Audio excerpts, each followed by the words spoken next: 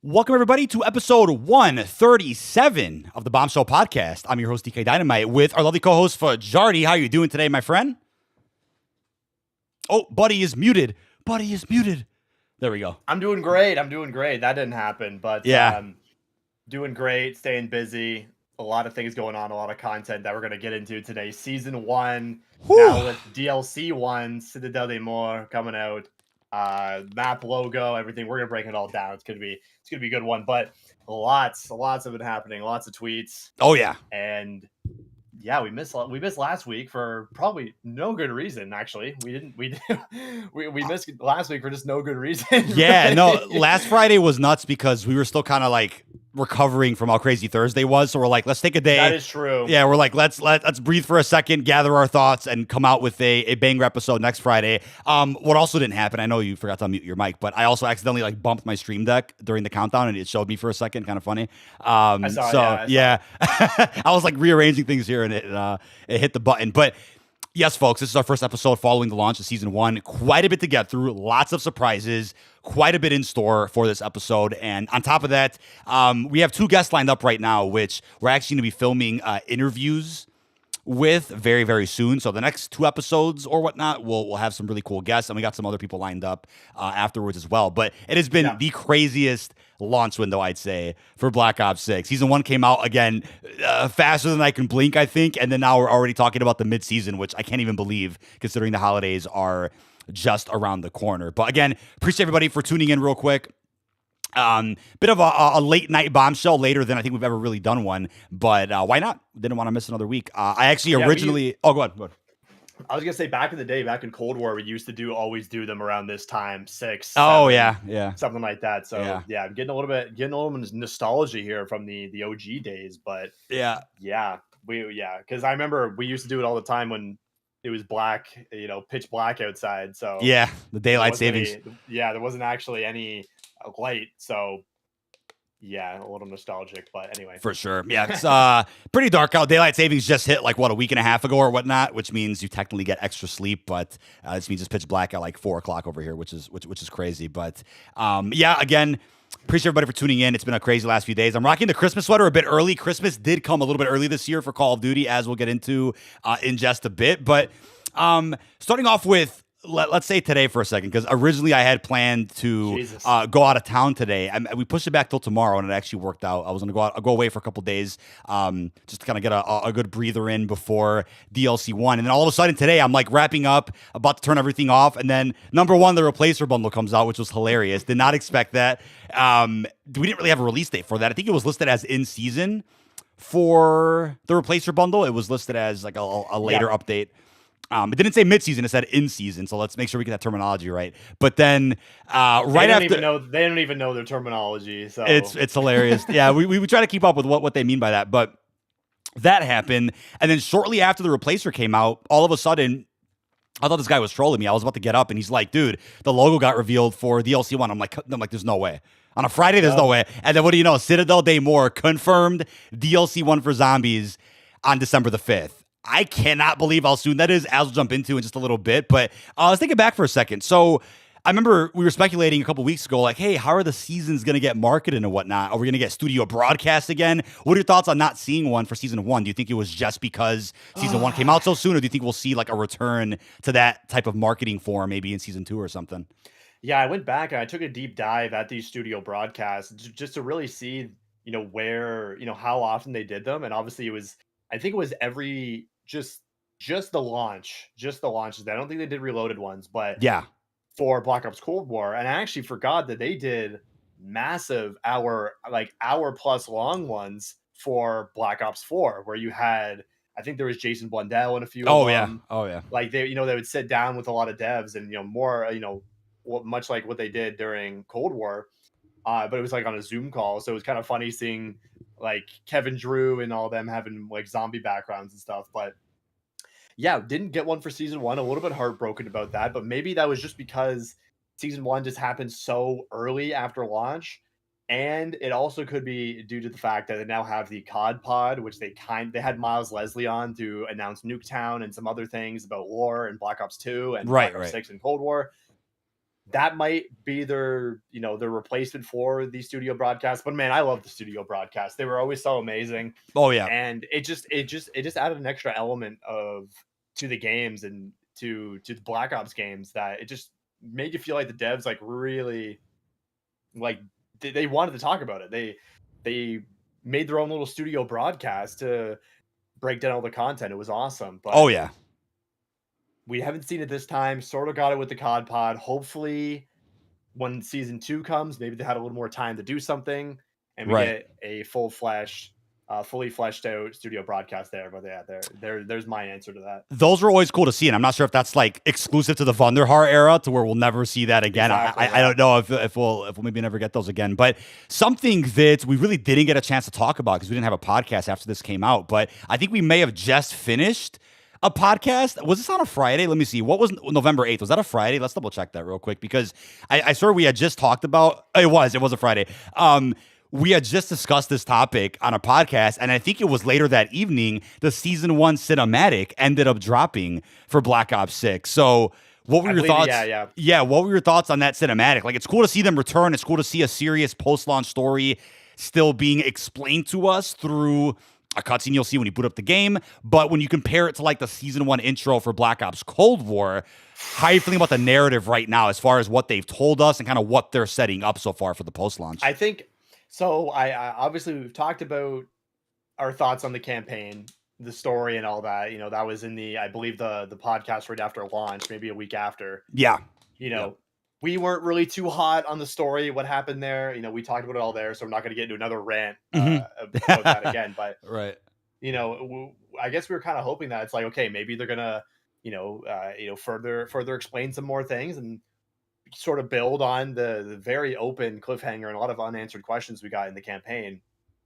And it seems like, well, I mean, technically, realistically, we don't really know if it's going to answer a lot of those questions because now the season 1 cutscene came out and it's like now we're focused on Pantheon that has infiltrated the Avalon crime families, which doesn't really make sense storyline wise, considering, in the campaign, it was stated that the Pantheon works with the Avalon crime families. So it's kind of like a weird, you get what I'm saying? It's kind of a weird like contradiction where it's like, okay, they put such a big focus on the Avalon crime families being working with the Pantheon and doing some sort of, business deals with them or whatever. And now they're being infiltrated by that very group, right? Yeah, that exactly. is odd. It all seems a little bit weird. And you bring up Black Ops Cold War, and I'm just like, it's for lack of a better term, it's just hydrogen bomb versus crying baby. You know that meme? As far as the cutscene, no, I get what you mean fully with that. I mean, the Cold War season 1 cutscene was like, here's Stitch, your villain. Here's how he's connected to Adler and Weaver. Here's Rebirth Island, how that ties into Warzone. Then here's the Pines, which is the like focus of multiplayer or like the highlight of multiplayer for season 1.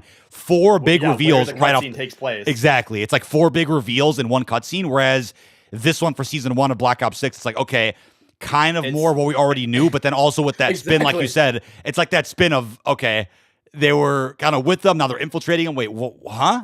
It doesn't really make sense. And hopefully they really, we need to see some outros. We need some stuff to get moving because it just feels like a Modern Warfare year when it comes to the post launch so far.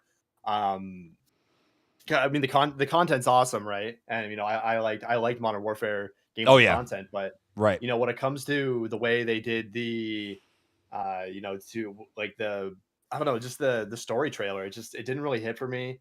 It's more or less the same of what we just heard the entirety of the Black Ops 6 campaign. Like this shadow group is infiltrating, but what does that really mean? They're infiltrating a a crime family. They're already like bad people. Yeah. You know what I mean? Right. And we don't need like it's just weird. It's just weird. Very strange.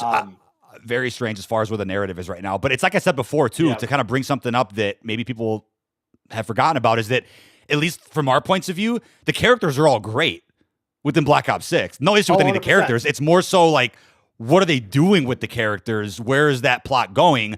On the bright side, similar to our campaign criticism, it looks like normies are really eating this up and saying, hey, this is a good sign. No, for real. Because, I mean, a lot of comments that I saw with the cutscene on the Call of Duty YouTube channel or on other social media, I saw a lot of folks saying, thank God a post-launch story is back again. Thank God we're getting back to, like, a serious narrative that gets followed up on each season.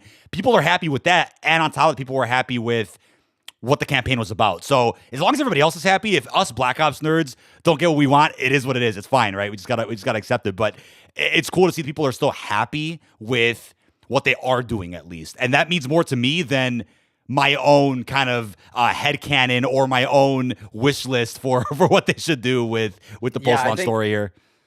I saw a few tweets, and obviously I'm glad everyone is pretty much unanimously in love with, you know, the campaign and everything and the story, which is good. I think that's a good thing. But, you know, I feel like, you know, there's some of us hardcore Black Ops nerds are kind of just left in the dust a little bit. That's what I feel like. We're like scratching our heads a little bit.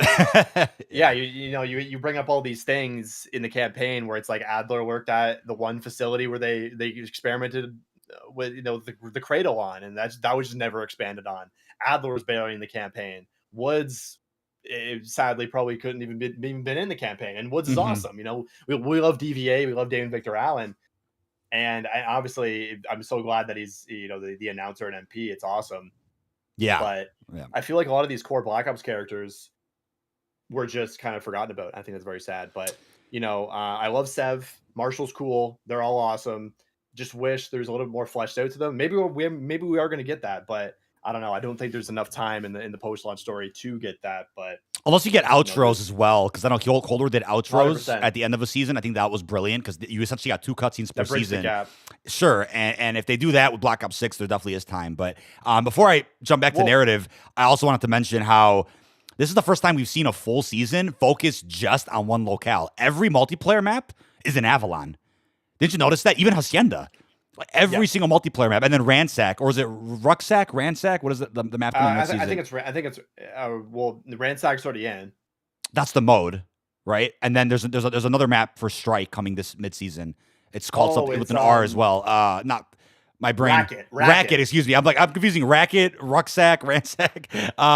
So yeah, Rucksack. I find it fascinating that every single map is from Avalon. So I'm like, what about the rest of the post-launch cycle? Will we see maps from Avalon ever again in multiplayer, or is it just a one-off with Season 1 where it's like every locale or every part of MP is from that one locale? That's what I'm curious about. Well, yeah, I think, you know, when it comes to that, and this relates back to the narrative and the cutscene, the Cold War cutscenes, it showed you fighting in these, you know, in these environments, you know, in the the area, right, and the other cutscene, you know, the cutscene we got for Season 1, it was just like them planning out, you know, and you know, I guess it did sort of show like their part plan here to here to here, but I don't know, it was so different for Black Ops Cold War Season 1 to start off, boom, like Stitch, he's connected to Rebirth Island. Adler and Weaver were on site when they arrested him, or like whatever, and he answered Colonel Kravchenko. And Adler cut out his eye for Weaver. Like, all that shit is so cool. It is so awesome. It is so deep-rooted Black Ops. It's amazing. Oh, yeah. And then the Avalon stuff, I there's someone at the studio that has to be just obsessed with this Avalon stuff, because they even got to the zombies team. They're like, hey, zombies gonna go to Avalon exactly. Too. And it's not only this. It's not only it's in zombies. It's the main plot of Citadel des Morts. You know, you're going against the French Syndicate, which is a crime family of Avalon. It's unreal to me. They've just gone all in on this one locale, and we're rumored to not even see the location playing it ourselves until next year in Warzone. I think that's so weird. I wonder how people would respond to that, because would people by that point be like, hey, we're Avalon'd out? We've seen enough Avalon.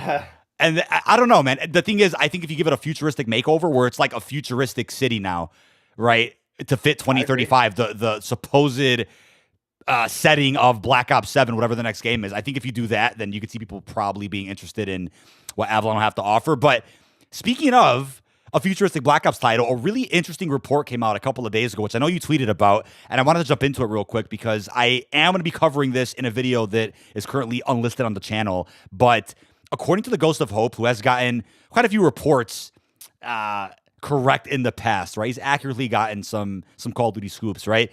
He's claiming that Microsoft has set up a new committee under Activision that will control systems within the Call of Duty franchise, which means features like Omni movement will be decided, right? If that feature returns, will be decided by this committee, not the individual studios, as they are being told to focus more on innovating maps, modes, and storytelling, not other areas like UI, prestige, presumably movement. That's the rumor right now coming in from Hope. And I'll give my quick thoughts, and then I'd love to hear what you think about this. But I'm thinking there already was a committee the last couple of years. And the reason I think that is because if anybody's confused as to why Warzone has played such an integral part in just about every Call of Duty mode, because people do feel hints of Warzone in campaign, in multiplayer, in zombies.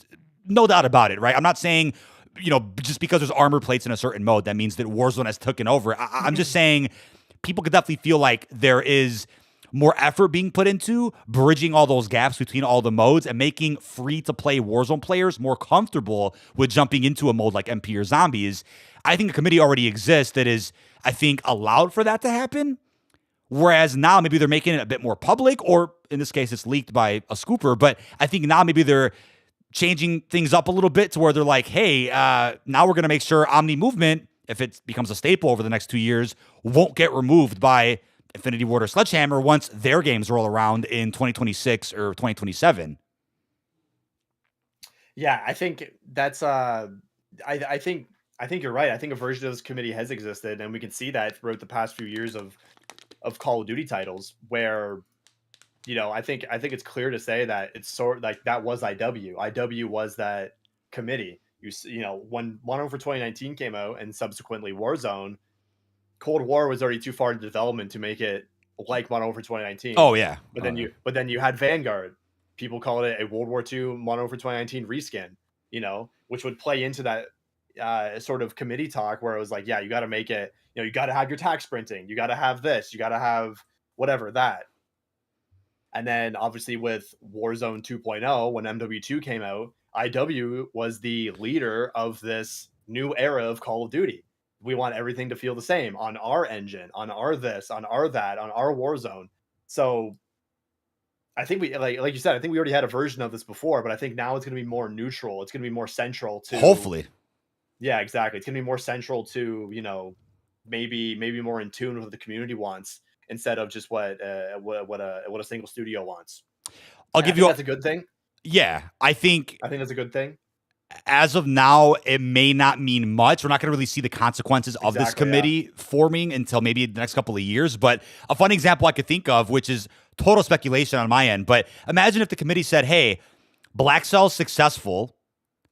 You need to do Black Cell every year. No matter what studio is making COD, Black Cell has to be in the game every year. I think that's already been said. I agree. But what if a studio says, hey, because again, I'm just bullshitting this here. What if a studio's like, hey, we think Blue Cell would be better because XYZ, and the committee says, hey, it's a great idea, but no, Black Cell's got to stick. People could argue, hey, what if the committee forming means that the studios have less creative control over their games, which means all the games end up feeling the same? Or there's cool ideas that get presented that the community would probably like to see, but again, get shot down by people that are not even the studio working on that game. Like, there's definitely concerns about what this could lead to. But then again, to play devil's advocate here, this committee could save something like Omni Movement, which I think is going to become a staple to the point where it's like, even if you get a jetpack game in 2027, Advanced Warfare 2, still would like to see some Omni movement of sorts while using the jetpack.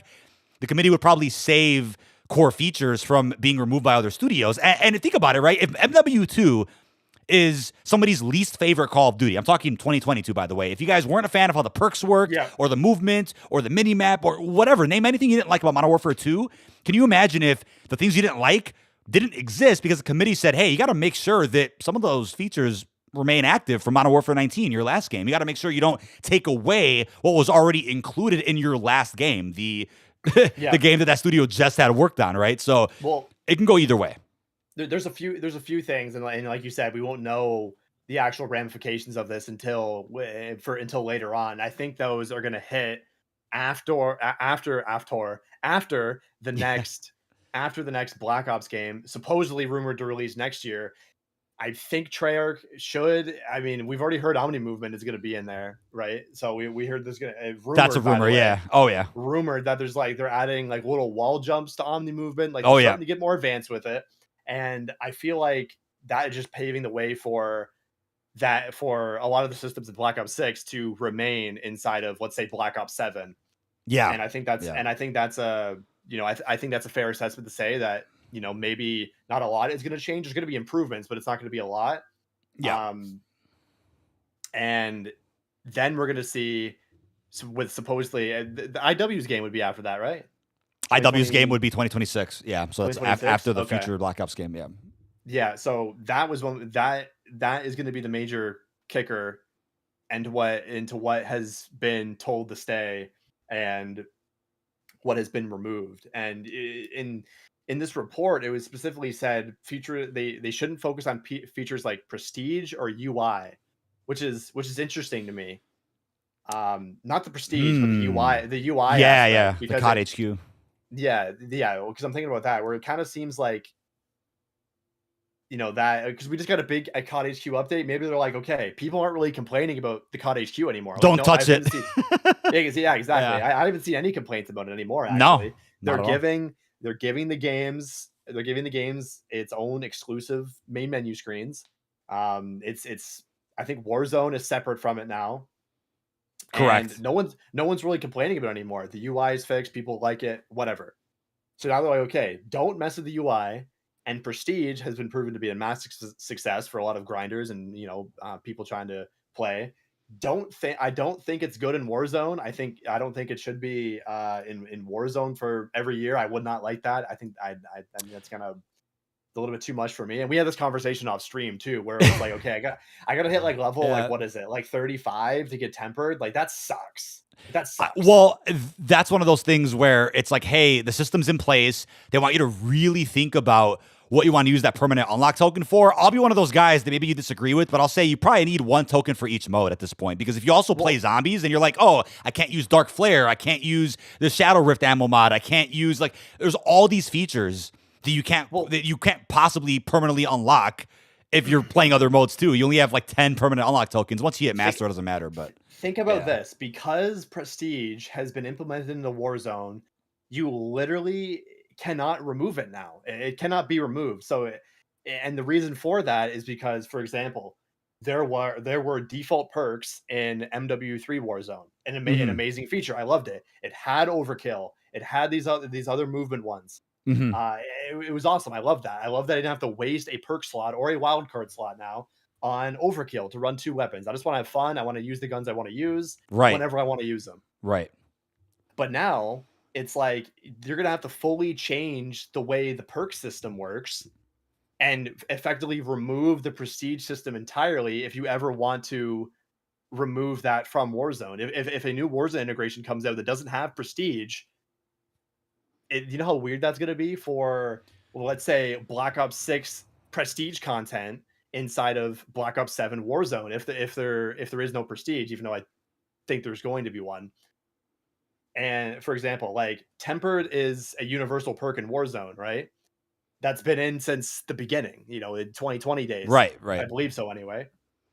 And that right now is locked behind level 35. If a game comes out that does not have prestiges, what is going to happen with that? You're going to have to overhaul the perks again? Yeah, it's like what Sniper said, a hard reset. So I'd say, yeah, you basically you do what you just did for Black Ops 6's integration, where it's like you log in and everything's completely different. Like things are just permanently unlocked. Things are just left out in the open, separate from the progression. I don't know. I agree with Sniper. That is what you do. You hard reset, but I don't think they want to do that anymore. we're 3 games into a Warzone integration, and we don't have really any problems compared to the problems we had when Vanguard, Cold War, and Modern Warfare 2019 were all integrated with each other. Everything is seamless. Everything's working. Everything's to my understanding, it's good. Everything's in a good place. And so I don't think they want to reset again, because I think especially now the community is gonna have such a bad taste in their mouth. It's like, oh, we're losing all our cosmetics, we're losing all this. And especially with how Warzone 2 was received, people are not going to like that. So I think that what they're gonna do is that they're just gonna keep having all these content in Warzone, because you're gonna have the odd gun here and there in Modern Warfare 2 or Modern Warfare 3 that is meta inside of a Black Ops 6 year, or whatever, a game that's not in cycle. But it's not so much to where you have to completely vault that content. I know we've talked about that before, just straight up vaulting the entirety of a game's content, but I don't think they want to do that anymore. I think they want to just keep Warzone as just a big mosh pit of everything, and then have your separate experiences connected to it, like Black Ops 6 and other games going to follow. But yeah, I don't think they'd be interested, especially after the way Warzone 2 was handled. And especially how everything is working now, I don't think they would have interest. But we'll see. We'll see with IW. We'll definitely see if they decide that, you know what, we're going to call it Warzone 3. Yeah, well, that's what I mean, right?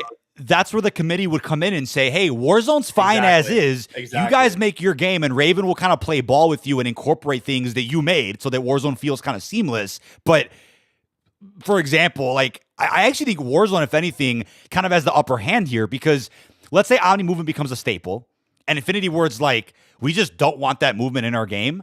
But then the committee is like, well, you kind of have to make your game feel somewhat in the ballpark of Warzone, kinda, right? So yeah, there's gonna be a point where, like, yeah, the committee's gonna say you got to play ball. So that's what I'm saying. The committee could come in clutch here and completely save so many things that need to remain a staple for COD. I think it's hilarious that in every single example, people say IW is going to change something and will be shut down. I know, that's hilarious. It's funny now, but it's like, think about what if something. And obviously, we'll never know because it won't be public unless some scooper leaks it or the press. But imagine something really cool. Like, I'm gonna think of another BS example. Let's just say MW3 2011 remastered, or BO2 2012 remastered, or Zombies Chronicles 2. Imagine if these projects get pitched and a studio's like, we could do it in a good amount of time. We're ready to rock and roll. Here's when you can drop it. And then a committee is like, nah, doesn't really work with our schedule for the seasons and for Warzone. Imagine if that leaks out and everyone's like, oh my God, World War III, and there's no way this committee should stay. People would probably react that way. But in your example, if like, hey, Infinity Ward or Sledgehammer come in and they're like, yeah, let's just strip away all the good that Treyarch just did with MP and Warzone along with Raven, the committee in that case would be saving and preserving what is already working so well. Why remove it? So I don't think Sledgehammer would be like that, because they brought, like, think about it, they brought back movement at MW3. They brought back slide canceling. I agree. They sped everything up. So honestly, I haven't heard any real argument against why Omni movement is bad. Like, no, there really isn't. I can't think of anything valid at all. I haven't even seen anyone ask for Modern Warfare 2019 moving back.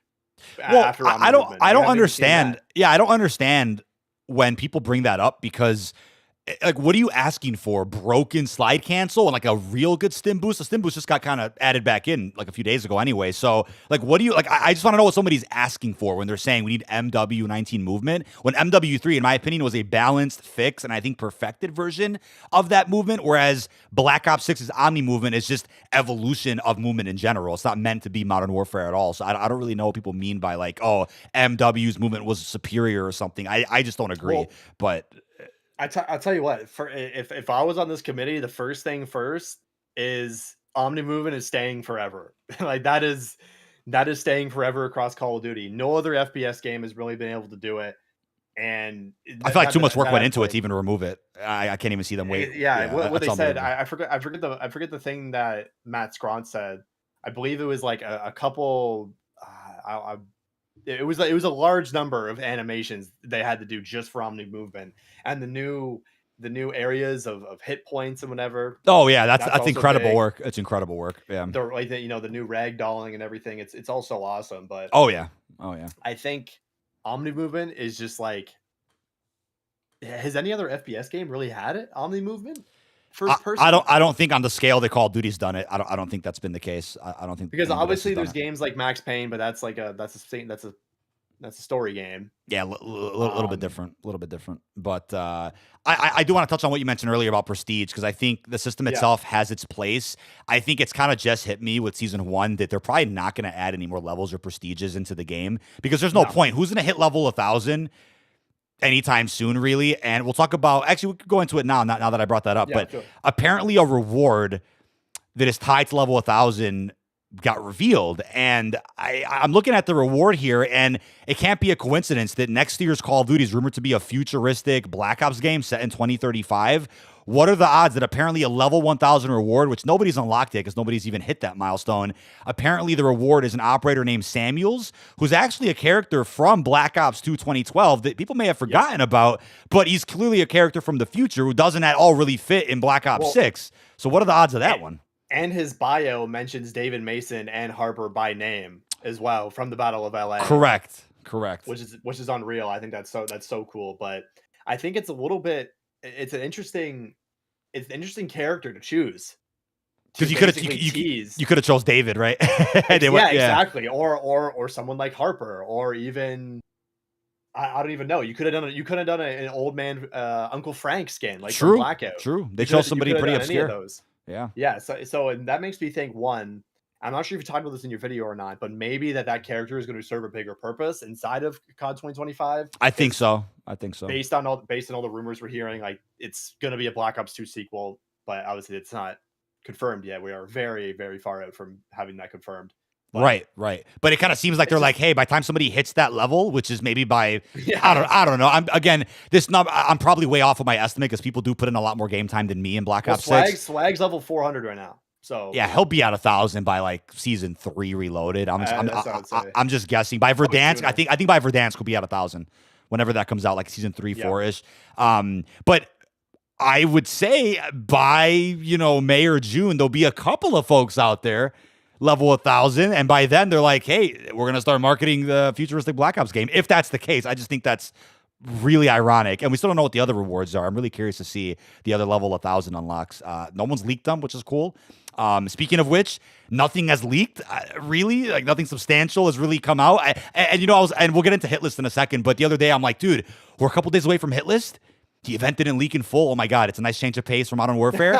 And then as I say that, I think I was live streaming something else. I don't know what we were doing. We were camel grinding and talking about something else. And all of a sudden, I saw on Twitter, Reality ended up posting the full event leak. Luckily, it wasn't like a crazy leak. It's just like, hey, get kills. Nothing was really spoiled. But we were this close to not seeing an event leak. I mean, you still uploaded it. The video still did good. So I guess no, it wasn't even about that. No, we did. It wasn't even about that. It was more so like just having that surprise. For, you hop in game and see what the event is. You don't have to worry about the fact that it's on Twitter. I see some people in chat saying the community event is not looking good. Only 4 billion kills so far. And I mean, with these community events, I hate to burst your bubble on this, but those are going to be unlocked at certain times, not actually based on what the community does. That's how they've always worked. That's a tinfoil hat theory. They're not confirmed, by the way. That's a tinfoil hat theory. This is my theory. I'll take full responsibility of the theory. I just never believe in these community events. I never do. The prize fighter one from all the way back when in Black Ops 3. Oh, I remember. Yeah, those older ones. I just feel like they're artificially either halted or just set to release at certain times. Because think about it. Think about this. Why would you want certain rewards to go live at, say, 3 a.m. randomly, right? Maybe it does happen this year. Maybe I want to see that. Wrong. I want to see that. 3 a.m. an event rewards maybe I'm completely wrong. Who knows? But do you think it's an instant unlock though? I can't really remember. Like the milestone gets hit, it's just boom. It's on your created class. You could just go equip the content, or do you have to wait for a hot fix? That's something I would like to see. But You Don't know, worry, they always over anticipate. They will artificially inflate when the time is right. Exactly. that's That's a what I fair. mean. It's a fair That's what I assessment. mean It's nine times fair. times. Like here's the thing. Do you really think if we don't complete the event, You we're won't just get the never gonna syringe. have this weapon? You're never gonna have this random perk. You're never gonna have the hand Well, cannon. guess what? They Like these have a fallback now. They could say, "Hey, you guys didn't finish it. Now it's in the armory. Go get 200,000 XP to unlock the weapon." That's literally what they would do if we didn't finish that the event for some reason. I would like to see yeah, that. I think I want to see it, how that would how that would go. That's really funny, dude. well, it would never Uh, happen because it's gonna just finish on December 4th. Oh, well, Probably. now that you brought it up, right? I do like the idea that the event is kind of two parts. You have the personal, which you can do at your own pace, and you have the community portion. The personal is just really cosmetics, and then at the very end, for 1,000 eliminations or 1,000 hits, you get the power drill. It's a melee weapon, which is awesome, by the way. It has its own unique animation, inspect, Yeah. super cool little heavy attack that it does. But 1,000 hits, that's equivalent to 1,000 kills in multiplayer. It's equivalent to 200 kills in Warzone or 5,000 kills in zombies. Mix and match your playtime to keep it spicy if that's what you want to do, or focus on one mode, whatever. But the community aspect, they're asking for 8 billion, 10, 15, and then the numbers go up. Billions and billions of kills collectively across every game mode and every platform to get a buffer weight stock attachment, a perk, the hand cannon score streak, I think another perk for Warzone, and then the Sarin 9mm. I'm calling it an SMG, but it's actually a special weapon. It's like a pistol SMG hybrid, whatever you want to call it. But the thing about this event, right? Do you think this is what they were referring to in the COD pod? I think it was a couple months ago when they said that weekly challenges aren't coming back for Modern Warfare 3, but they have a system in mind that kind of replaces it. Do you think this is what they meant, where it's kind of like, even though we've seen community events before, but do you think they meant, hey, we don't have weekly challenges, but realistically, every week a new item is still going to be unlocked, and instead of having too many events like MW3 had, some people do believe there were too many events in that game. They're going to make sure that maybe there's a max of like 2-3 events per season, but every event provides people with very valuable items like ranged weaponry, perks, attachments, streaks, and then some cosmetics here and there, like a camo or a blueprint, maybe even an operator. But do you think this is a good replacement for the weekly challenge system? If they're going to be like, hey, if the event lasts 2-3 weeks, each week you'll get 2 items or something, depending on the kills. I think in its current form, no, I don't think it's better than weekly challenges. I think the ability to just first of all, XP is one thing. You're getting XP from doing these weekly challenges. That's the thing people don't really think about. That some of these were 5,000, 10,000, 2,500, 1,000 XP per challenge, and It's a lot, yeah.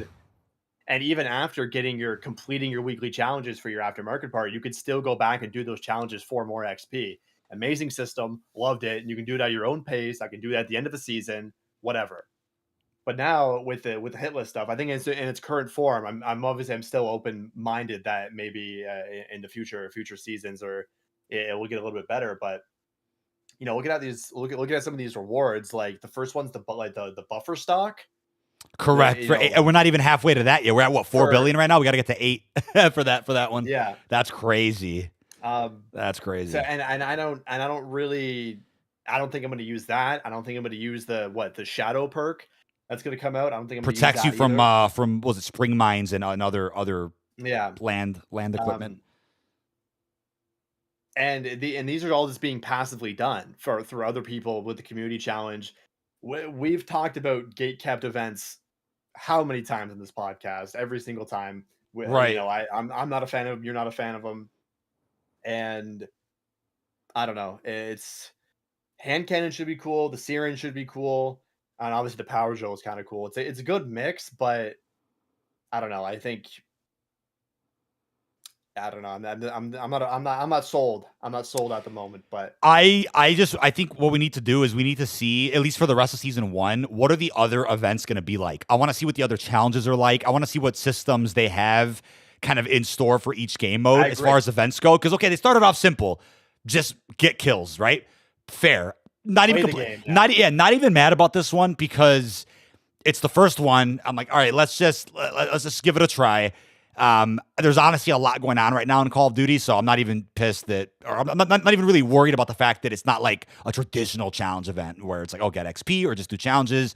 It's something a bit different. Haven't seen a community event in a while, so like, why not? But I really want to know what the other events are going to be like as far as what the requirements True. are and how they kind of quote unquote gatekeep the items, which is actually a pretty good segue for a second, because we know based on a season 1 blog post, there's a couple of items that are on the way for Black Ops 6 Zombies, which I actually made another video about today. I talked about the items and what they could be like in an older video like a week ago, but today I made a video talking about what I think could be like a zombies equivalent of hit list, because how do you think, based on the wording at least, of the recent blog post, how do you think they're going to release, right, the new ammo mod, perk, field upgrade? Do you think it's just all one big drop of DLC 1, or do you think the blog post was serious when it said like they're going to spread a lot of the content out throughout the season? Why would they specify that if they weren't going to maybe drop some of those items in an event similar to Hit List, maybe with community requirements? What is the exact wording? Do you have the exact wording? I'll get it right now. It said, let me see if this is the right one. Yes. Expect more detail in the forthcoming Season 1 Reloaded blog coming in early December. Players can expect varying timing for upcoming Zombies content, as some content may drop as seasonal launches and or in season. Now, we got direct mode at the start.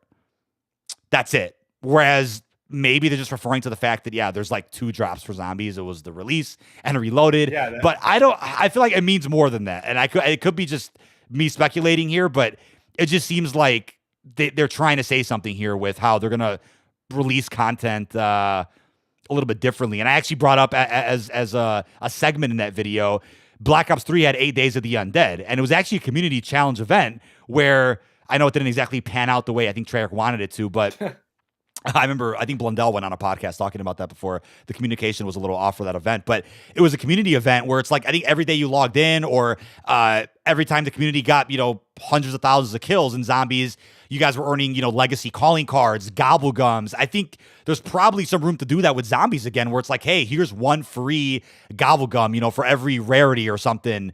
Here's extra XP rewards. I mean, I think they probably are going to be doing that again. But as far as like that list of items confirmed for season 1, right, the ammo mod, who knows if they'll do it that way. Yeah, I think because we were talking about this off stream, where it was kind of like, on the prospect that there could be a similar Zombies event where, you would have to hit certain milestones to unlock an ammo mod, to unlock a field upgrade, to then use and then to get the augments for. And then we thought about the perk, and it's like, you can't really do a perk like that, because you're just gonna add it into Wonder Fizz? Like, I think the only way to do that is like, okay, a perk machine for the new perk is on DLC 1, but then if you want to use it in Wonder Fizz, the community event has to be completed or something. That's just a guess. Maybe that's a bad idea. But that is a bad idea. I'll let you know that. But well, another sentence from the blog about events, right? Zombie focused one, yeah. Right. Season 1 Reloaded will have a wealth of new content arriving in early December. Expect a hit list event prior to mid-season, but once Reloaded arrives, expect multiple events to look forward to, including one focused on zombies during the later half of the season. So maybe that event is not maybe that's not connected to the items we're talking about here. What if that's that rumored like 115 Meteor event that is apparently coming to Warzone? I know I talked about that already. Alan the Third, some data miner on Twitter, actually posted about it, and that event could be like the zombies focused one, but doesn't necessarily reward players with zombie items such as the ones confirmed for Citadel Day More. Who knows? But like, considering there's a Meteor side quest in Terminus, maybe they'll reuse assets from that Meteor for Warzone or something. I don't know. I think it's interesting and worth noting that if there's, because for example, like we had the hand cannon and like a perk and like a random in the hit list event that you have to earn through community event, and those are like pretty weird. Those are pretty weird, milestones. Like, it's a score streak that was just added in for free. You didn't have to do any event in Cold War; it was just added in, right? Right. So right. It's a little bit weird to see that, and I think if they don't do an event like that for Zombies, where it has some sort of ammo mod or field upgrade to work toward, you just got to think that the teams have really pulled for different things and how they want their content to be put out there, right? You have the zombie stuff where it's just boom, all put out there on one day, and why did Sean say LMFAO? What's going on? Anyway, I feel back. Yeah. Anyway, if they release all the zombie content on one day, just boom, that would be that would be preferable, right? I think, no one really complained about that. Because, for example, all of the Black Ops 6 zombies operators were released just for free for everybody. No level requirement. You can use them right off the bat. Done. And all the other operators, the MP operators, were locked behind, levels. So what you said, what I said something that was funny. Did I say something funny? I don't. You'd have to clarify that one. But thank you for that super chat, Brownies, saying that you snapped your ankle. Hopefully the replacer can take your place. We'll circle back to the replacer. But hey, hope you feel better, Brownies, if you're being serious with that super chat. Really appreciate it. Now, as far as what you said about the events, right? I think this is where the committee could come in and be like, hey, let's make sure events, are up to like these standards. That's a terrible idea. Okay. As far as what you have to do. Oh, my idea about the Wonder Fizz. Yeah, that was kind of funny. Well, I also, when I say that was like an idea, that's not something that I would hope for or that I'm advocating for. That's more so an idea I have of like how they could somehow lock a new perk behind an event, even though it's going to be probably have a new perk machine in Citadel Day more. But another example of maybe where the committee is kind of stepping in here for a second. There was some good news a couple days ago about legacy XP tokens. This was a big topic that I know I made a video about because I was pretty passionate about this topic last week, because what I was confused about is, okay, obviously Season 1 released, integrated Black Ops 6 into Warzone, and with that came the ability to take all your XP tokens that you had in Warzone and also use them in Black Ops 6. It just makes sense. You're under the COD HQ umbrella. Why not? Then a couple days later, because of quote-unquote stability issues, which we can't verify, the studio says there's stability issues, like, kind of got to take their word for it, right? Take it as you may. Apparently, stability issues led to them saying, hey, we got to remove that. And maybe it's because, like, the timers weren't functioning correctly, or they didn't build some good framework for that to really make sense when you're playing MP and zombies to pop those MW3 tokens. So some tweaks happened, and they later brought back and restored our XP tokens after having removed them, which was great for the community that they brought them all back. Because the weird thing that I talked about in my video was the fact that you were still able to go into Warzone, like the old days, pop them, and then jump back into MP and zombies, except this time you would actually still keep your timer. It's as if COD HQ just lets you see it. Like it's meant to work. Whereas back then, if you remember, you popped them in Warzone, you go to Cold War or Vanguard, you didn't have a timer, but you did get the XP rates. Now you just keep the timer. So it's like, what is the point of removing them at all at this rate? And luckily they brought them back, which was great to see, because I'm like, that was such a silly change that I feel like Treyarch got more flack for than they should have, because I guarantee you that's more of like a higher up corporate Activision decision than anything. I don't feel like a dev studio is like, yeah, let's purposely remove players' content and not let them use XP tokens. Carry forward's different. This is not carry forward.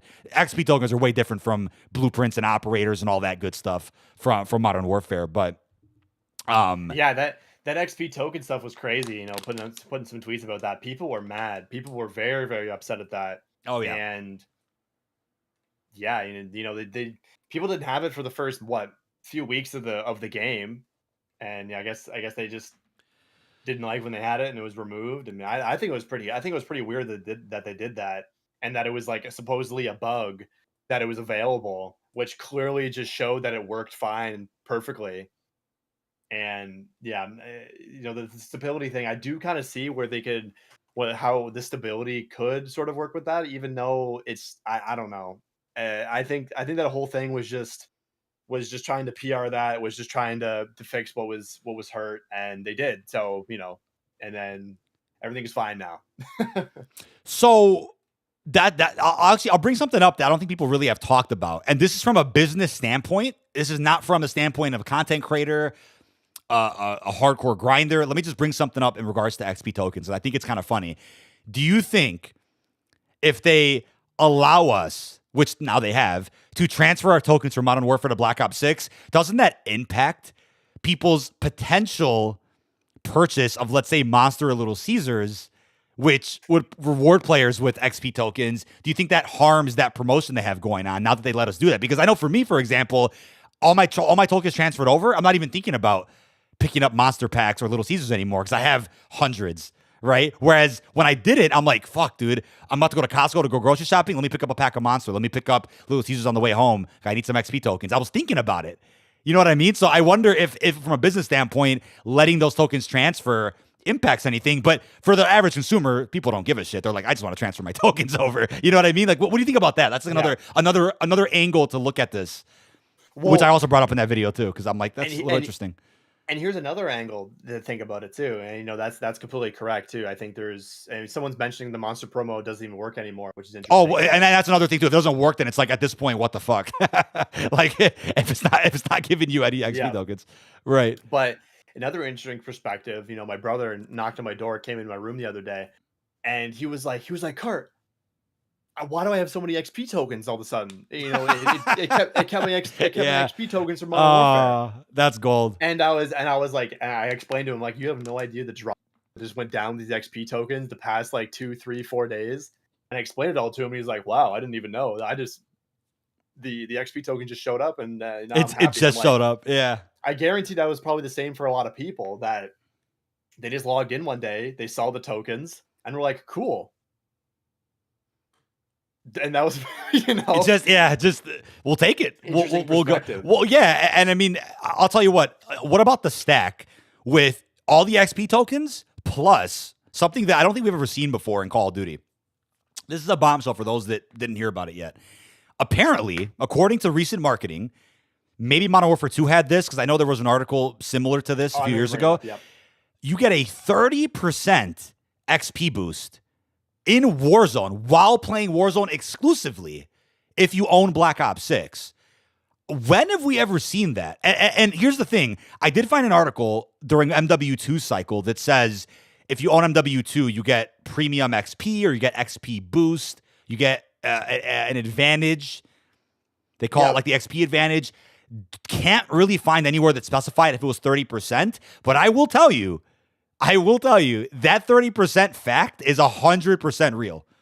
That 30%, that fact, I can verify that very clearly for you. When I am leveling up so fucking fast when I play Warzone, so I'm like, wait, what if I pop a double XP token on top of that? How getting 60%? Like, what is the boost after that? 60%? I don't know. Like, I doubt it. I'm sure there's a cap, but I'm telling you, if you really got to level up and you like Warzone, then go into Warzone and get what you got to get leveled. Like, I'm telling you, I understand weapon leveling is better probably in multiplayer, but your player level, oh my god, in Warzone, that is unreal. I have the most fun on Area 99, so I'm almost Prestige 3 now. I only got the Prestige about 1.5 through the launch window, and then when Season 1 came out, I'm almost through Prestige 2 entirely now, because Warzone is just, I love Warzone right now. I loved in MW3. I'm liking it now. Maybe just a tad bit more, just a little bit more, because I think the guns are better. They feel better. The attachments are cooler. But obviously I talked about this before. The perk system, not really vibing with it. The prestige system, not really vibing with it. I saw someone even in the chat a little bit ago saying that prestige is not working Warzone. So many meta loadouts and perks locked behind levels. Yeah, that's just that was a separate conversation. My throwing knives are bugged. I have skins for throwing knives that I can't even equip, even though usually if you have a skin for something, you can use it permanently without the need to unlock the base version. Like that's a weird example, but it's weird to me that the only thing that is technically a Black Ops 6 item, but it's from another game, is the throwing knife. But we have the tomahawk, so it doesn't really make sense. They have both, which is really odd, right? I know. It's like, why not? I guess they keep both in there. Okay. Well, I guess they keep the tomahawk relevant in any case, in any stretch of the imagination. They just also locked up behind a throwing knife behind a level, so you can't just why would you ever use the tomahawk? The tomahawk is slower. It's not right. The tomahawk is slower. It takes a while to do the. It takes a while. You're right about that one. And the throwing knife is a little. Yeah. So, don't know what's going on with that. I believe love they the said description. I believe they said they were going to increase the speed of that, because I remember some creators at COD Next, they were saying it on stream and stuff and tweeting it that the tomahawk needs to be faster. And I believe they said that they're going to speed it up or something, that the animation was bugged or whatever, but it hasn't been changed and it's still incredibly slow. I think anyway. I can never hit anyone because it's taking a bit. But no, I bring back the shuriken. Is the shuriken not anymore? What? No, it's not. How is that possible? I don't know. They took it out. They took it out. I don't know what That's happened with stupid. that. I don't know why. I really enjoyed using that, actually. I used the shuriken quite a bit when, back, especially in Ashika. That was my time to fucking rock all that. Ashika, man, don't. Very, very strange. But while kind of on the topic of, you mentioned Area 99, I'm thinking like, hey, we finally got that Nuketown Mannequin Easter egg with the launch of season 1. And how weird is it? Is it just my experience? I can't get the zombies to spawn. I see the zombies in Infected on Nuketown if you play in private matches, but when doing the Mannequin Easter egg on Nuketown, I can't get the zombies to chase me. I get just the TV screen filter and, you know, the audience watching you. I can't get the actual zombies to chase me, though. What's up with that? Yeah, we went in on that launch day a fair amount of times trying to get it. Trying to do what some of these content creators were saying. I know Dalek put out a short. I'm putting Dalek on blast right now. Oh, yeah. Because he put out a short with the mannequin Easter egg. He said if you have 4 more people in your game, you'll get the zombies. And we went in deep with like a full squad. We did this in like under 20 seconds on stream. Yep. And nothing happened. Everything it was just the same. It just had the you know, you can shoot the crowd and whatever, but so Dalek reported that short for false. Dude, I'm kidding. I didn't do that. Yeah, I saw you. I remember you quoted Ink Slasher when when he found it. And you're right. We went on stream and we had like 5 or 6 people. We went in with 2 people. We went in with different groups of people. Just couldn't get that second part to activate. How to do it? I don't know, man. There's not a definitive way. There isn't a definitive way. They just spawn for certain people, and then for me, they just never did. No matter what I try. I know Killer Stidge was talking about it with me. I saw him. He tweeted me about it. And I'm like, I don't know what happened there. But either way, it's cool they added that in as a part of the tradition for Nuketown. In the blog post, they promised an Easter egg for Warhead, which we haven't seen yet. I know we hunted a little bit, didn't really find anything yet. But I'm also surprised we haven't seen an Easter egg on Area 99 yet. That's something we have yet to actually see inside of Warzone. Yeah. So very, very weird. I'm guessing they're just saving that either for the Christmas update or sometime after that. I'm sure we'll end up getting that. It would make sense because Warzone wise on the blog post, not a lot of content coming to Warzone. Definitely not. If we're being honest here, not a lot of content for Season 1 Reloaded. And pretty much the only thing we know for Warzone content coming out is Verdansk. That's pretty much all we know. As far as content. Yeah, exactly. The integration is a big thing. Getting all the Black Ops 6 stuff into that is big. And I think Area 99 is also a good addition to Warzone. But other than that, I'm really curious what they're gonna do for Season 1 Reloaded, Season 2, and Season 2 Reloaded. And I think that would line up to Season 3 launch being Verdansk. Let's see. Season 3 launch. I think roughly that's roughly right. I think that makes the most sense. I'll definitely touch on this more later, chat. But a recent package that got sent out to content creators did tease something that I think may be related to an Area 99 Easter egg. So it mentions in a message, in the actual package that we have to like figure out a code and get to hunting or whatnot. And obviously, they gave us, in the package, like the tac map of Area 99. And then there's like this little Archie Adams box. And there's nothing really in the box. It was like a mini paperweight, I guess, which I don't think really meant anything. But it was an empty box with Archie on it, which was kind of cool. And I'm wondering, right, were they hinting that, there's going to be a code we have to find somewhere in Nuketown or Warhead that's for Area 99? I don't know. I mean, right now it's kind of a mystery. But I wouldn't be shocked if there was some connection where something we have to do in multiplayer ties into like the Warzone Easter egg or something. But really cool box. Got to collect all of them, of course. The Area 99 theme. I'm loving the map, like Fajardi said. I think obviously depending on your lobbies, you'll probably be like, hey, the map didn't play that great. But, if you get sweats on any map, it's going to ruin your experience no matter what. Let's bring it back a little bit to the Easter eggs. Warzone Easter eggs were phenomenal last year. Oh yeah, all throughout Modern Warfare 3. Fortune's Keep set the standard. Keep. That's the gold standard.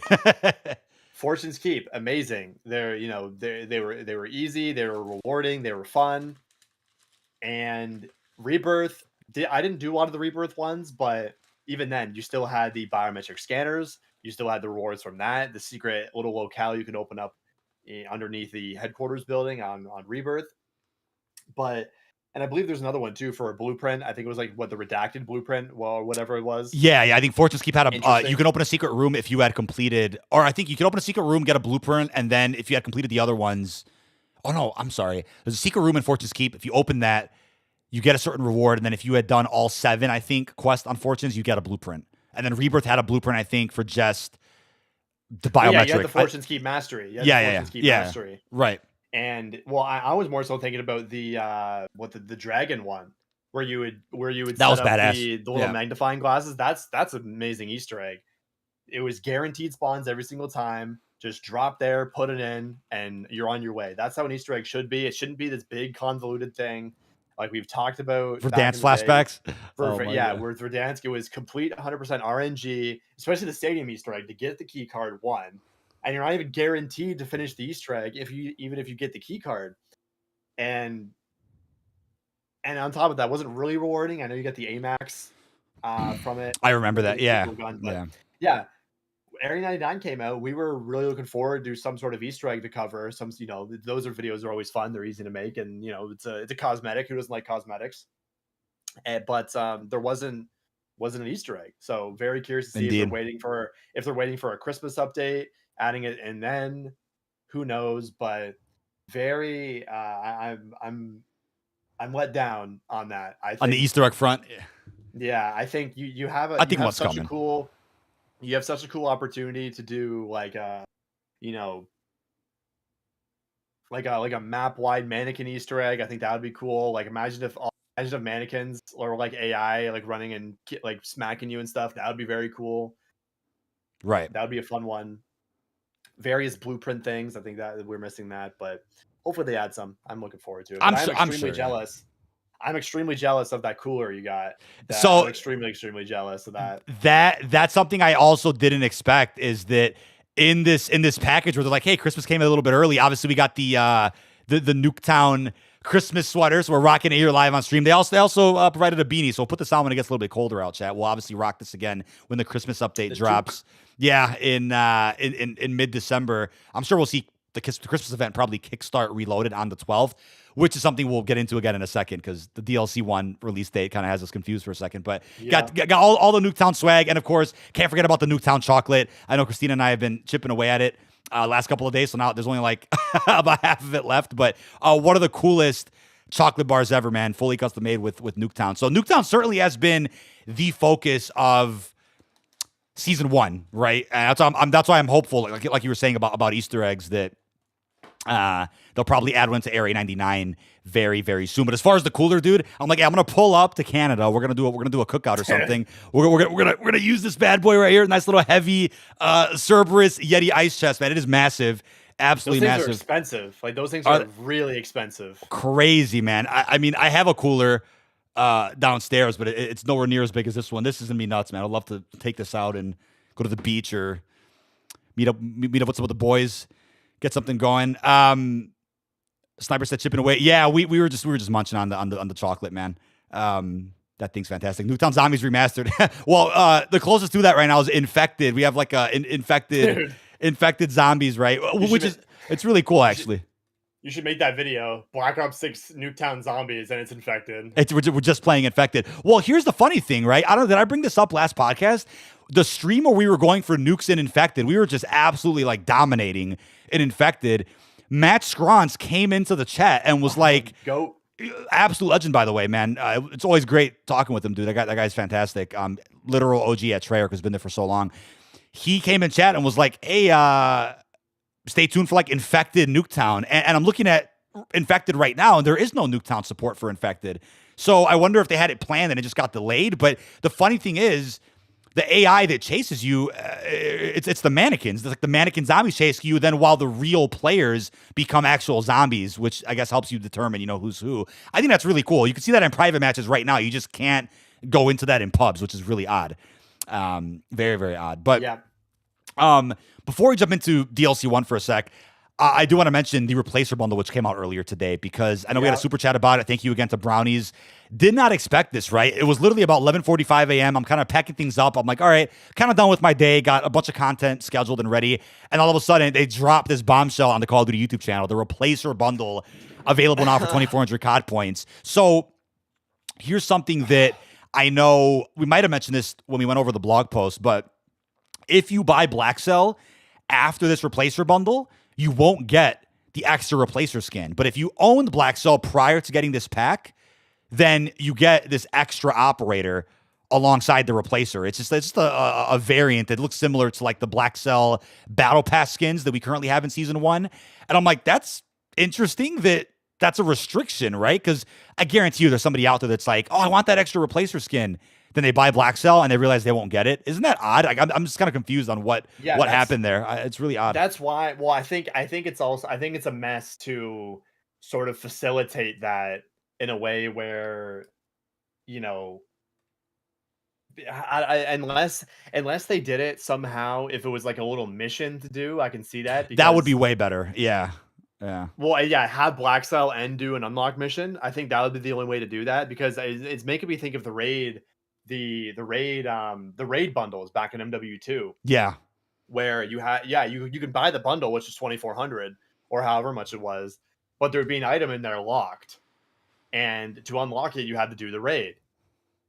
And I think that's the only way to sort of do that.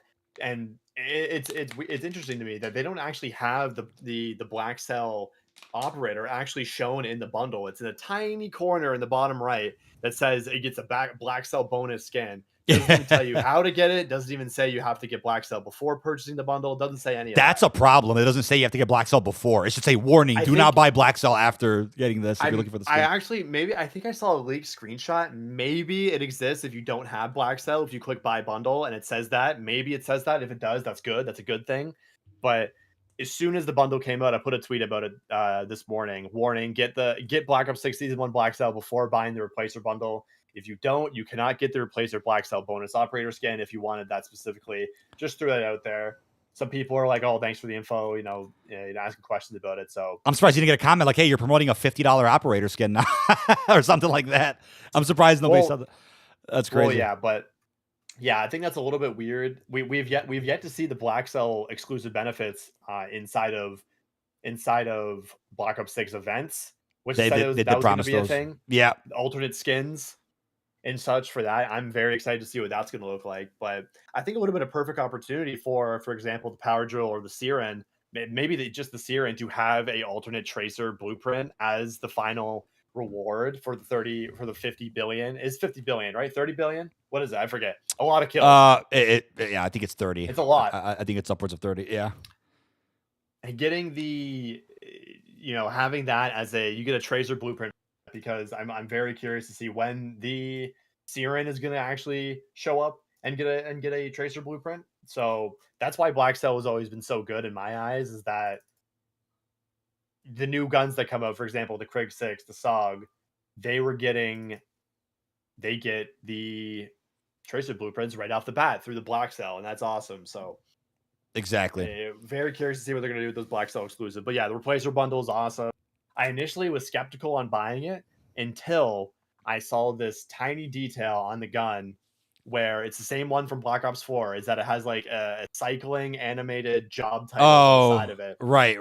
That and then I was like, I gotta respect Black Ops 4. I gotta respect Black Ops 4 after that. So yeah, had to show my respects there. Because I did get it back. Did you tweet the blueprint? Yep, I did. Oh, I see it. I got it. Yeah, I was gonna say, the animated job titles on the side. That's such a nice touch, dude. Like, they, once again, man, bravo to everybody involved in the marketing with the replacer this year. They did so much with the replacer, like more than we ever thought they would. I mean, far more videos than we ever got with any of the previous Black Ops games combined. Major props to the creativity they did. Like, the replacer was everywhere. Every fucking podcast, every TV show, he was just everywhere.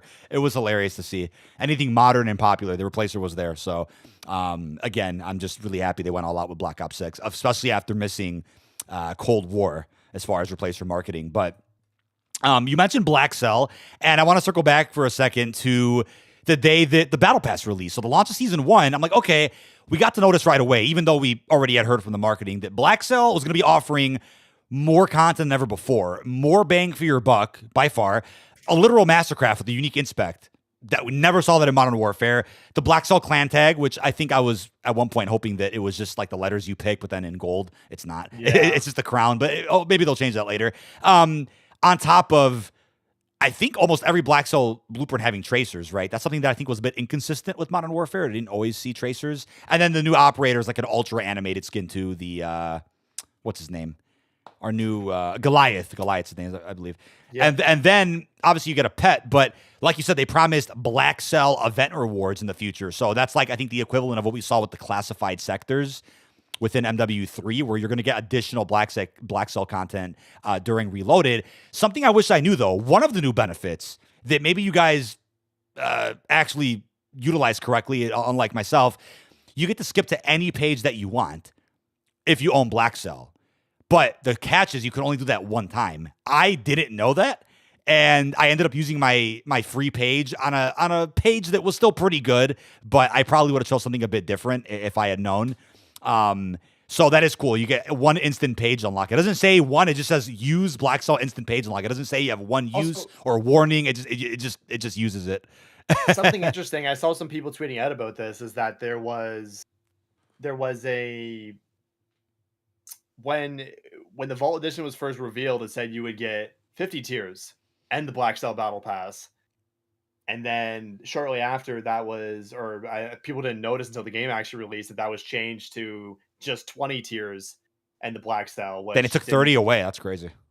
Yeah, which isn't actually any. You're not getting. That's just Black Cell. That's not anything special. That's just what Black Cell gives you. So interesting to see that.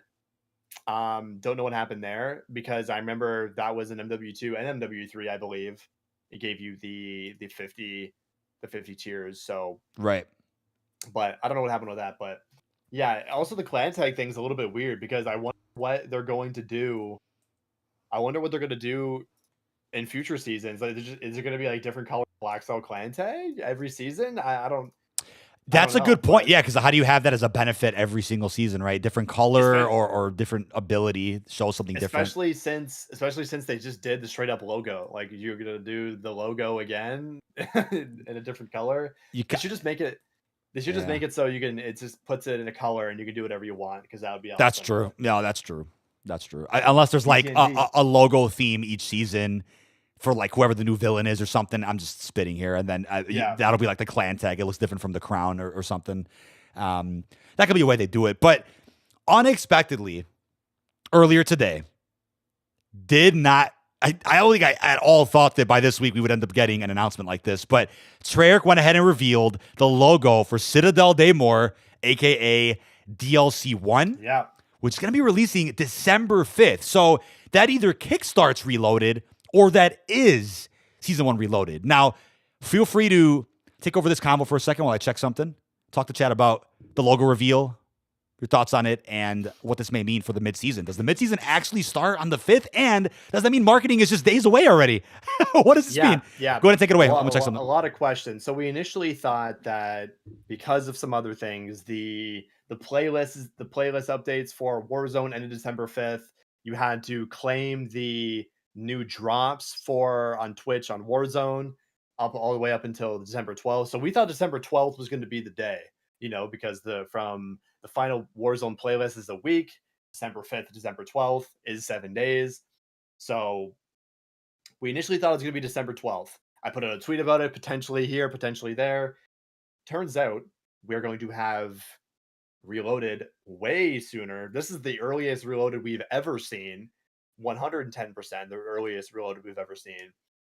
I believe so, unless that was MW2. Let me see. MW2 Season 1 Reloaded. Release date. That was December 14th. Yeah, so this is the earliest Reloaded we've ever seen, right? That's kind of cool, or a little bit scary. But Citadel Daymore, December 5th. Now, is this going to be a big drop entirely? Is this going to have Hacienda? Is this going to have the Holiday Nuketown? Is this going to have some of the new guns that are supposed to be coming? It's all up in the air right now, because everyone thought it was going to be maybe a little more later into. No, it was MW2 Season 1 Reloaded was December 14th. I just checked it. So I'll double check again, because I don't want to be gaslit. December 14th was Season 01 Reloaded. Hacienda mid. Oh, Pax is out. Hi, Pax. You can stay out there. Probably has frostbitten fingers from typing that outside, but we'll leave him out there. But anyway, Citadel de Mor. Let's break this down. So on top of the replacer stuff today, we were not expecting a full logo reveal because there was not a Liberty Falls or Terminus logo, which is interesting. And I wonder if they're going to go back and make some logos for that. I'd love to see what they would do with that. But we have the Citadel de Mor logo. Doesn't really tell us too much. It just sort of looks cool. There's blood on it. It has, sort of stone, architecture on it. I do think the colors of the logo are a little bit off because if you compare it to the screenshot we have, it seems more yellow and green and yellowish. And this is sort of like,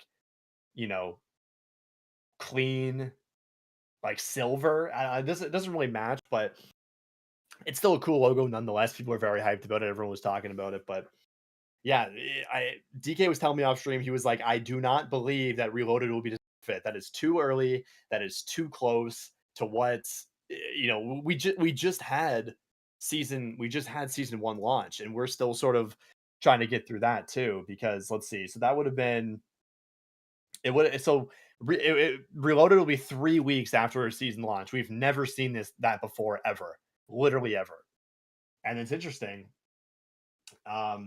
Yeah, DE vibes 100%. I have a tweet coming out tonight. Does Citadel de Mor have potential to be better than Derizen Draha? Or most of you pronounce it Derizen Drak. And I think it does have potential. We heard rumors that there is going to be 4 elemental swords. These are just rumors. 4 variants of a wonder weapon sword. That's going to be awesome. That's going to be kick-ass. Echoes the bows we gotten on Derizen Drak. But I think it definitely has a shot for a DLC 1, Derizen Drak being the strongest map of Black Ops 3.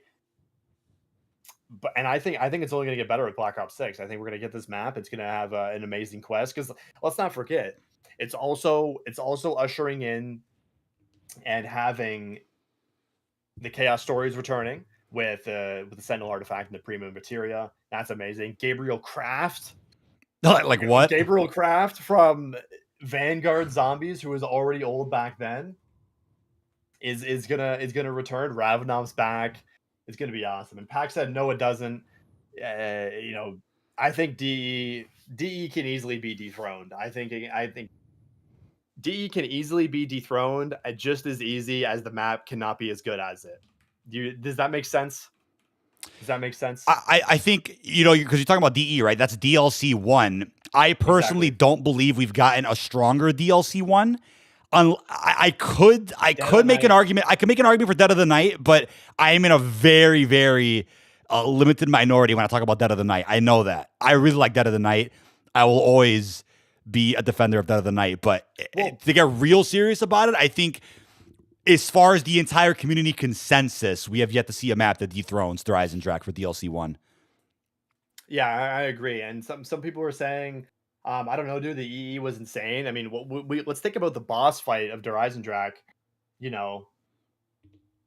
Terminus has already blown that out of the water 100% and 10 times over. In terms of boss fights, in terms of scale, in terms of enemy. Right. Black Ops 6 has already done better than that. So who knows if they're gonna.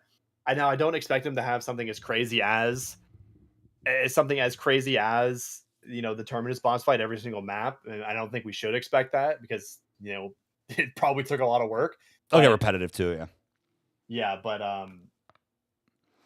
I think that was the first ever boss fight. I mean, yeah, that's a correct statement. That's a fair point. It'll always be a special map, but I would say I'm not always that fond of Easter eggs that require you to like upgrade the wonder weapon 4 times or get like the variants. What I do think though is it's refreshing when they do require that every so often. Like if I'm not mistaken, Alpha Omega didn't require you to get all the ray guns, but Ancient Evil required you to get all the gauntlets, and then Derizen Drak required you to get all the bows.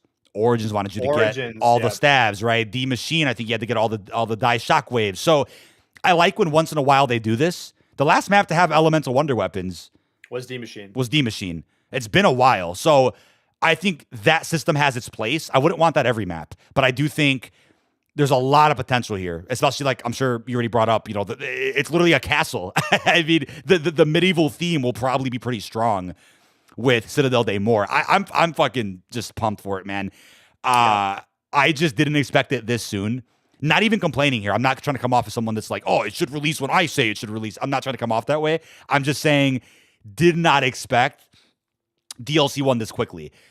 We don't know we don't know what it means for marketing either, because something I brought up in my video is that realistically, right, you'd have a good reveal, a blog post, roadmap before, or about 7 days before the content drops. So considering this week is Thanksgiving, are devs even in the office to release all this? Obviously, they can schedule tweets, they can draft things. I'm not saying they can't pull it off. Of course they can. It's 2024. But I don't know. I just felt like this week would be kind of like a chill week. Maybe they tease a little bit, and then the following week, around December the 5th, you get some full-fledged marketing. But I guess the sooner the better. My only issue with this is that you're releasing this map so soon.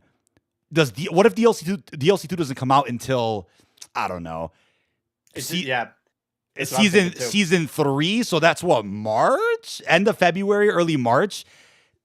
That's kind of far away. I feel like that's going to create an issue kind of similar to what you saw with Cold War, which is like, okay, Firebase, obviously people were kind of upset with launch a little bit in Cold War. It was very successful, but as far as that gap to the next map, Firebase took a while. Outbreak came out like right after it, and then there was just nothing but Outbreak updates until July, Maruto, that was fucking insane. Obviously, Outbreak took the place of DLC 2, so it was a bit different, but seeing that big gap could be problematic again if they go that route. I just think like we're getting a Reloaded update or a pretty substantial update. I think it's safe to assume that it is going to be the start of the Reloaded. I think that's safe to assume because it has to be. It literally has to be. There's just no way they don't market it around that. I hope it's separate. I'm really hopeful it's separate. 3 weeks after a season launch. We've never seen that before. Never seen that. And this is the earliest Reloaded. It is the shortest time between a launch and a Reloaded update in history. I think it's like you said, they're going to release this map, right? And hopefully the reception is good. If the reception is amazing, then I think it could buy itself a little more time. But even then, when realistically does DLC 2 come out? The next map, when does that come out? Do you think they're going to surprise us on season 1 Reload or season 2 Reloaded, or wait till season 3? I think that's the window we're thinking of here. Is going to be season 2 Reloaded or season 3. For that. But what do they do in between? They didn't really release anything for season 1 launch of Black Ops 6 Zombies. They did the directed mode, yes, and that's gained popularity because people are exploiting it. That's the only reason why that's being used. Which I didn't even know there was exclusive rewards in directed mode until like it actually came out. They didn't really market that prior. I'm like, that's cool. You also get extra things for beating directed mode. But I get what you mean though. The popularity is like, okay, I can do the round 11 loop and just camel grind. I saw that one, but. Looking at a calendar here, typically, according to Modern Warfare, every week 5 update was your Reloaded, right? Reloaded would be the 5th week of a season. We're only about to be on week 4. So in terms of December 5th. So this is pretty shocking. I really want to see, what the future seasons look like, because I think it's all about getting good content out in between your round-based drops, badass LTMs, good expansions, good events, something to keep the hype and momentum going in between each round-based maps. You don't have a drought like we saw in Cold War, even though Cold War still added a good amount every season to Outbreak or something. Still, I would hope to see a day, and I'm sure this will happen in our lifetime, where you have a Zombies experience where you do get one round-based map every season. I think a good solution would be, which is probably not going to happen for Black Ops 6, but a good solution would be, okay, let's say you only have 4 DLC round-based maps. Season 1 Reloaded, Season 3, Season 4 Reloaded, Season 6. Let's say that's the gap. All the updates in between, you could do the math, like Season 2, Season 3 Reloaded, 4. Those updates in between should obviously have, events, LTMs, but what about like basic survival maps? Like remastered zombie maps? Like, and again, even if it's like, I don't know, even if it's like Ascension or in this case, let's talk about maps that haven't got remade, Transit, Die Rise Buried. It could be those maps kind of remastered maybe by a different studio, not Treyarch, featuring all the classic quests and all that, and you can release those maps, which to me I think would still be pretty big launches in between your new round-based maps. But that's probably a lot to ask for. I think that's probably a bit much. I think they. I just think they shouldn't. They shouldn't remake actual maps. They should just take smaller locales and just make them zombie maps. Fair. That's fair too. Or if you are gonna do remakes, like just do like town, like easy stuff like that. Just do town. Just do stuff like Noct.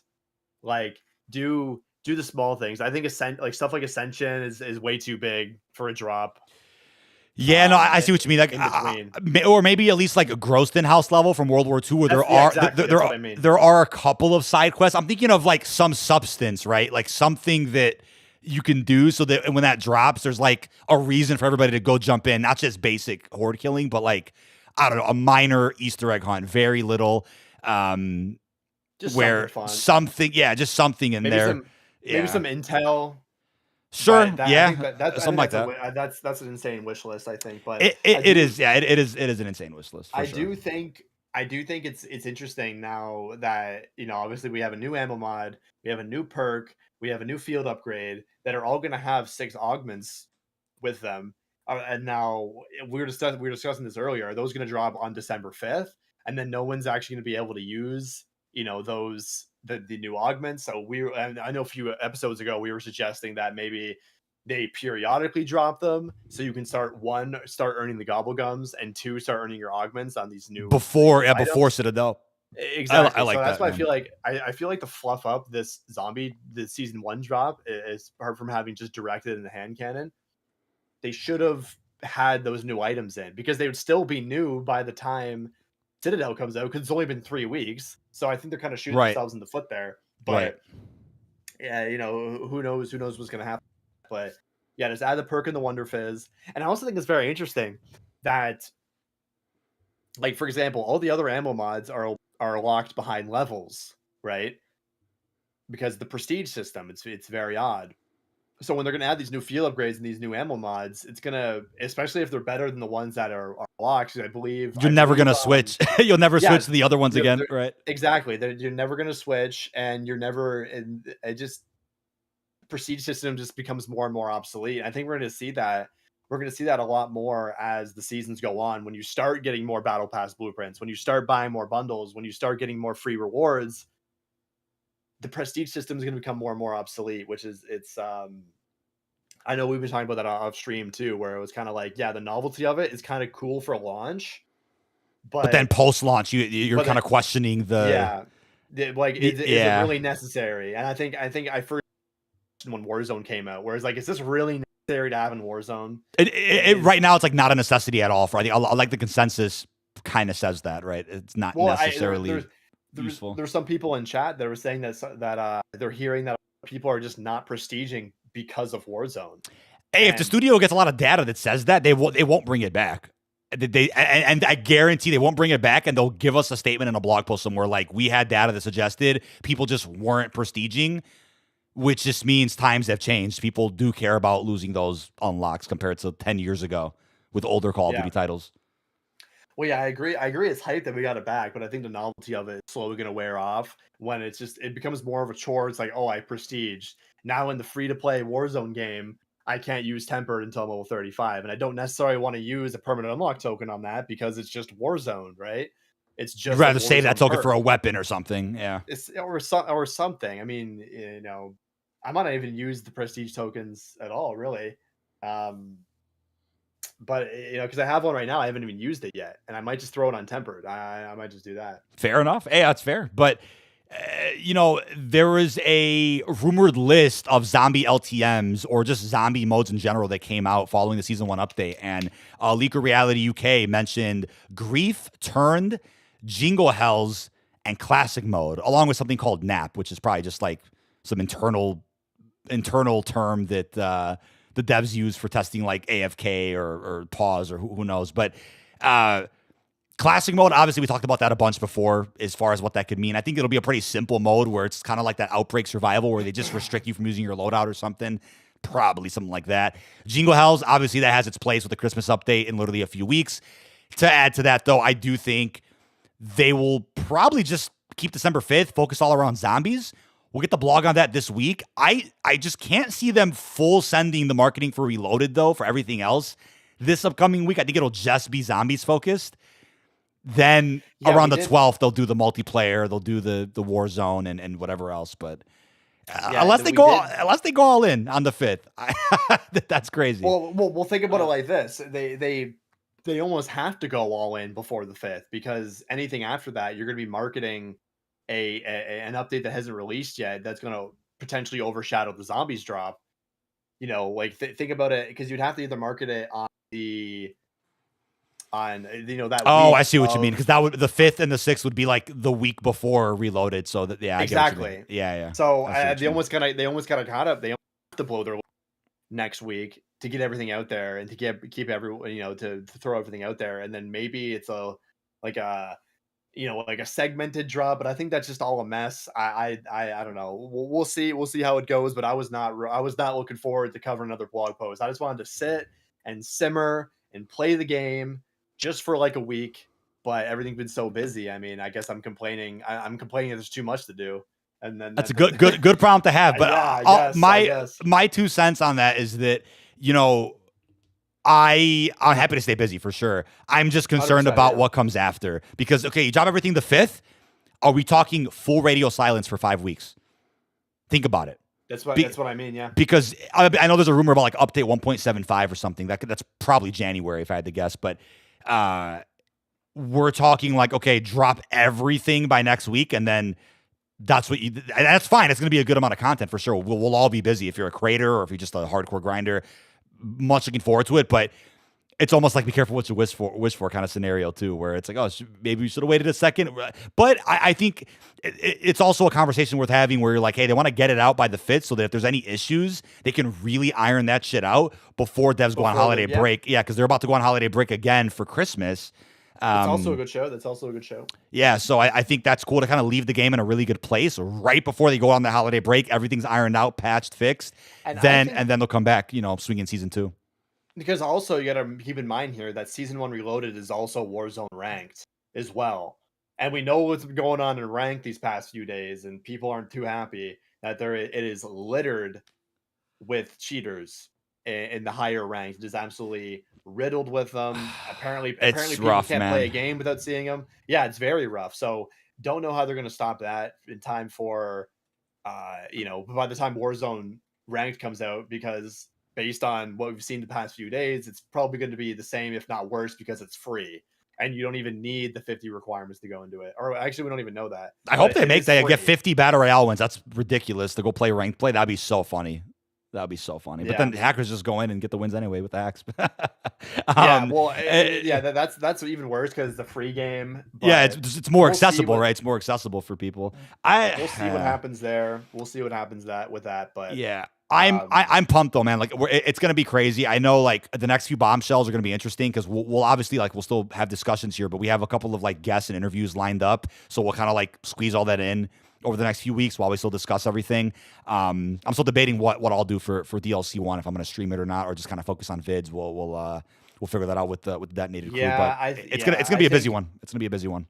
I think based on the last Easter egg launch, because especially since they confirmed that it's going live simultaneously with the drop. That's interesting to me because what happens if your update doesn't want to work, right? And you're just behind on the Easter egg for that to happen, but. I saw a good post, I think it was by Skype on Twitter, who said that it makes the hunt harder, and he likes that because it doesn't give people opportunities for 12 hours to like really, dig around the map. And I think you could, that's good. You'd be able to interact or shoot certain objects to see if they're Easter egg related. So I understand that avenue completely, where it's like, okay, let's make it really fair. Completely blind. I agree with that point. I wasn't necessarily for or against them having it on simultaneous with the launch. Right. That's also good for people not being able to sort of leak stuff if it just goes live immediately. How can you really leak it if it's out? Right. That's a good. There's so many. I think there's so many good arguments for either side, to lock them or to not lock them. But I think it is terrifying when you do lock them, which this didn't happen at launch. Nothing really leaked, even though I think the hunts were kind of sus, but nothing necessarily leaked or ruined it. Like directed mode wasn't live on accident early or anything. Yeah. It worked out. Thank God. Yeah. Thank God. Seems like they're really sifting through what's going to be in and not. Karma, I think we did have Expert Fusion on I think a year or two ago now on the pod. He was a fun guest. He's very knowledgeable on obviously the movie industry, but he's fully like involved with Call of Duty too. So he's made a lot of content on Call of Duty. We had great conversations with him. Wouldn't mind having some guests come back on, man. We've had some great discussions with folks over the years, man. Really good creators out there. But with Citadel Day More, yeah, it's going to be a bit different because I think launch was nuts because here's the thing, right? We had the New Zealand trick, and I did a full send on campaign, which I don't regret at all. I'm so happy I did that. It was a lot of fun. Finished that grind, covered the Easter eggs like the blueprints, the safe house, all the puzzles. By the time I got all that done, think about this. I am fucking fried, completely fried. I ate a little bit, whatever. I'm sick, and I'm in the middle of putting together like an ending explain video, which I enjoy doing those kind of videos. I'll sit in this room here and we'll talk about the story. I'm in the process of recording that. I think like halfway through making it, I'm just like, dude, this video is too fucking long. I just scrapped it and I just re-recorded the whole thing a different way. And as I'm editing that, I just crash. My body like completely shuts down. So hear this. I wake up the next morning. It's Friday morning. We didn't do Bombshell that day because that morning on Friday was the launch of the Easter eggs for Terminus and Liberty. So I wake up like in a panic. I'm like, fuck, dude. I took a little nap. My body was dead. I finished where I left off with the campaign video, got that uploaded, went live immediately. And within like, I think it was 40 minutes, the quest went live. So it was back to back to back to back. I was on fumes. Really happy with the Easter egg coverage we got out for both maps. But I think it's gonna be really different this time, where we're just sitting down, worried about one map, not even any other mode, one map in zombies, and then calmly cover that. Hopefully, dude, please, hopefully, the content for MP and Warzone doesn't go live the same day. Because again, I love to cover everything, chat, but it always comes down to like really making that decision. Obviously, I'm going with DLC 1, for the 5th of December. But like if there's Easter eggs in Warzone or something, gonna have to circle back to that later. I think so. It's gonna be wild. I think this time especially because I feel like on those zombie launches, like I saw it this year, it's like you have Noah J streaming, you have Dalek streaming, you have Mr. Waffle streaming, and they're all at like 15,000 plus viewers. And there's not really even an opportunity there to really even get any viewership on those days. I mean, I saw it when you went live this year. It was like maybe like 130. Yeah, for those big drops, it's it's crazy. Seasonal countdowns. You do the seasonal countdowns, and it's going to 1, 2, sometimes even 2 point whatever. Thousand, right. Multiple thousands. So I could also criticize myself because I was completely fried from the day before. I didn't go live earlier enough to do a longer countdown. My body was fucked, and then I was getting that campaign vid done. So like like I said, it was a lot. But still happy with the videos. I think it made up for that. I'm happy with what they produced. Yeah, I was really happy. Those videos residually have done since launch. I tried something really different with those. I I think that was a big goal for Black Ops 6 this year, is just trying something different with, how long I want to make certain guides, right? Kind of, condensing a lot of information and whatnot. But DLC 1, man, I do think it's going to be a really cool launch. I'm really looking forward to it. But it's going to be crazy because I don't know if I brought this up yet. I don't think I did. They confirmed. There might have been a typo here. I could be getting this wrong. But I saw this Treyarch tweet, and I'm like, wait, November 28th, which is Thanksgiving Day, by the way, in the United States, is the launch of Prop Hunt. Yeah. And I'm like, okay, I mean, that's fine. I'm going to go live in the morning. My stuff with family isn't until later in the day anyway, which is cool. And plus, my other half of my family does it like 2 days later, so it actually works out great. But Prop Hunt drops November 28th, and I'm like, that's a fun-ass mode to do open lobbies. That's a fun mode to just jump in with your friends and just like, I love fucking Prop Hunt, dude. I think Prop Hunt is absolutely phenomenal, and it's always been a blast in every game. I put a tweet out about that, and oh my god, 6,000 likes. Yeah, people are excited. That's what they say. People are excited for the 6,000 people on me literally just saying it's coming November 28th. And I think that's a fact a lot of people glossed over, because it was said in like a thread of a billion things that Call of Duty put out. that it was coming on November 28th in brackets, November 28th. That was what the tweet said. So yeah, I'm probably gonna be tweeting that out again as we get closer to next week. Oh yeah. But very curious to see what they do marketing wise, because I don't think they're gonna want to market on the 28th because that's Thanksgiving, right? Even though I'm Canadian, I understand that we had our Thanksgiving last month, but Canadians and British people took over the studio. They're like, American holidays, dude. Don't even worry about it. We're gonna be we're marketing. We're dropping trailers, blog posts, roadmaps, logos. We're gonna get season 2 marketing on December 24th. It's gonna happen. Do you remember? You know, speaking of season 2, do you remember Modern Warfare 2? How annoying that was. I think it was season 1 reloaded. Oh my god. Oh no, I think season 1 just came out, and somehow like it wasn't a data mine. Like somebody literally like leaked a fucking Google's Google. Yeah, it was an internal Google presentation leak of season 2, and I'm like, well, there's the key island. I'm like, wow, like, that right there, I think hurt a little bit of season 2 momentum, which was really unfortunate. I'm like, that's fucking, on top of it. That was weird. I remember on top of it, it got delayed. They delayed it a week too. Yeah, they did. They did. And I remember we were pissed about that because I was going out there for the launch of season 2. We already had my plane tickets booked. That's and everything, so funny. And, I was going there. Yeah. And then like 2 days before, I was like, oh yeah, by the way, we're delaying it. So I kind of just went out there and did the standing emoji. We just kicked it live.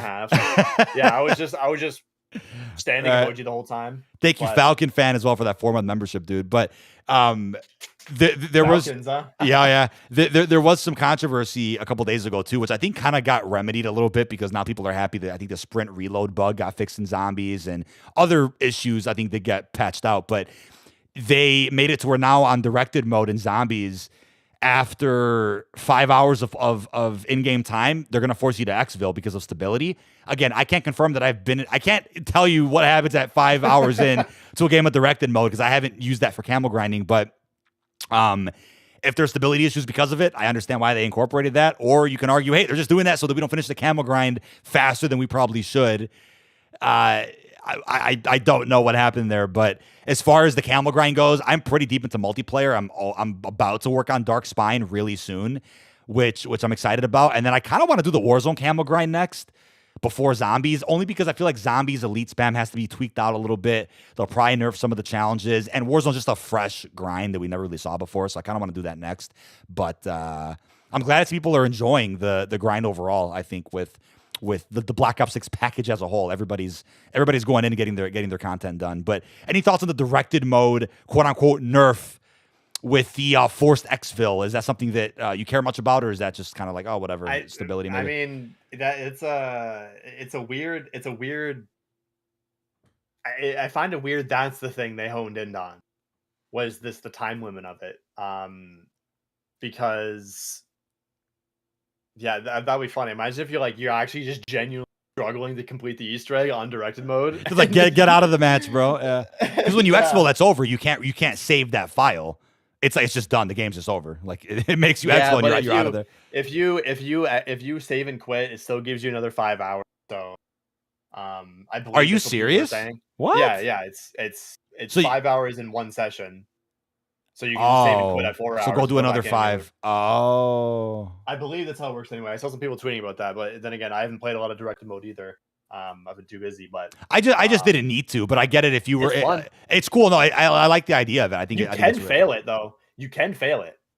I believe that. Do you have to restart the whole game over? You don't restart the round, right? You restart the whole game. No, yeah, you die out. You have to. You go you just bleed out. Oh, it kicks your ass out to the menu. But that's fucking crazy. That's crazy. Because when season 1 launched, I went in and did Terminus with my dad and my brother on directed mode, and it was still tough. Like it was still tough. That's not easy. Not very, easy very tough. Yeah, it's not an easy Easter egg. Yeah. It was still very, very tough to do that, but you can tell it's a little bit easier. Like the enemy health was a little bit easier, probably because it was just round 15 zombies. But right. Yeah, I mean, they got to experience the Easter egg. It has its place. Directed mode. Yeah, so. that mode has it. I think that mode's gonna really make zombies more accessible. As long as it never launches with a map, then it shouldn't leak anything. I think we're almost in a situation where I don't think we're ever going to see it return, because its primary use right now is just to camo grind. It's just to exploit. It's just to have an easy way to just farm everything, which obviously is not the intended feature of the directed mode. Obviously, the intended feature was to get more people in the know about the story and experience the Yeah. quests and everything. Yeah. So Right on. it's gonna be something like custom mutations. Custom mutations was something that was added that Yeah. allows players to sort of change the rules of the games, maybe have some fun with it. And it was only used for exploits. So it was only used for Yeah, exploits. well, It was never actually uh, the thing about directed mode though, like I've been playing zombies since the beginning, dude. I've always loved Call of Duty Zombies, and the thing about camel grinding, it's like it has its place. You can play the way you want, but I don't like it when multiplayer and zombies, because I think both modes have suffered from this. I don't like it when people just consider those modes where you level up your weapons, where you grind your camels. Like, no, those modes are more than that, at least to me. Multiplayer and zombies mean a lot more to me than just like, just like the farming simulator, right? So that you can then take that content into Warzone or something like it. That's not what those modes are to me. So I'm not saying get rid of the camel grind either. I'm just saying I think I get a little frustrated when I see people are like, oh yeah, zombies. Oh, I play it just to get my camels, whatever. Obviously, you can play the way you want. I'm not in charge of any of that. Everyone has their freedom there, but I think it's just like almost disrespectful to how good MP and zombies could be when you're like, oh, I just use it for for exploiting shit, for headshots or whatever. I don't know. That's just a basic take, I think, on how those modes get treated sometimes, but. Almost I'd be very curious to see how and this is just like a random point, but how directed mode would work in say a game like Outbreak, like an Outbreak main quest. Yeah. Like how would directed mode work in that? Would you have to select main quest 1 and then go into an Outbreak directed mode main quest 1? Maybe. Yeah, that's something kind of weird. Right. But that's a random thought. I don't think we'll ever see it, but anyway, continue. Yeah, no, I'd be curious to see how they could, bring directed mode into future iterations. I think it definitely has its place for for bringing more people in. But almost forgot to mention, Rebirth Island got added back in for like 5 seconds. And then got some dubs. Got like 4 dubs on it. We got some dubs. Yeah, no, it plays well. I like it. Not denying the fact that audio was cooked for sure, and there were a number of bugs we ran into, but we still made the most of it, man. I don't know if maybe it's because I don't hardcore focus on one single mode. I play everything and I cover everything, that I don't really, look at a day like the other day when Rebirth came back, and I'm not like extremely frustrated and like ranting on Twitter and a bunch of threads. Like I saw those problems and I'm like, oh fuck, it's a launch day. They'll probably iron it out ASAP. It's frustrating, I know, but they removed the map, brought it back within 2 days. Now it seems to be fine.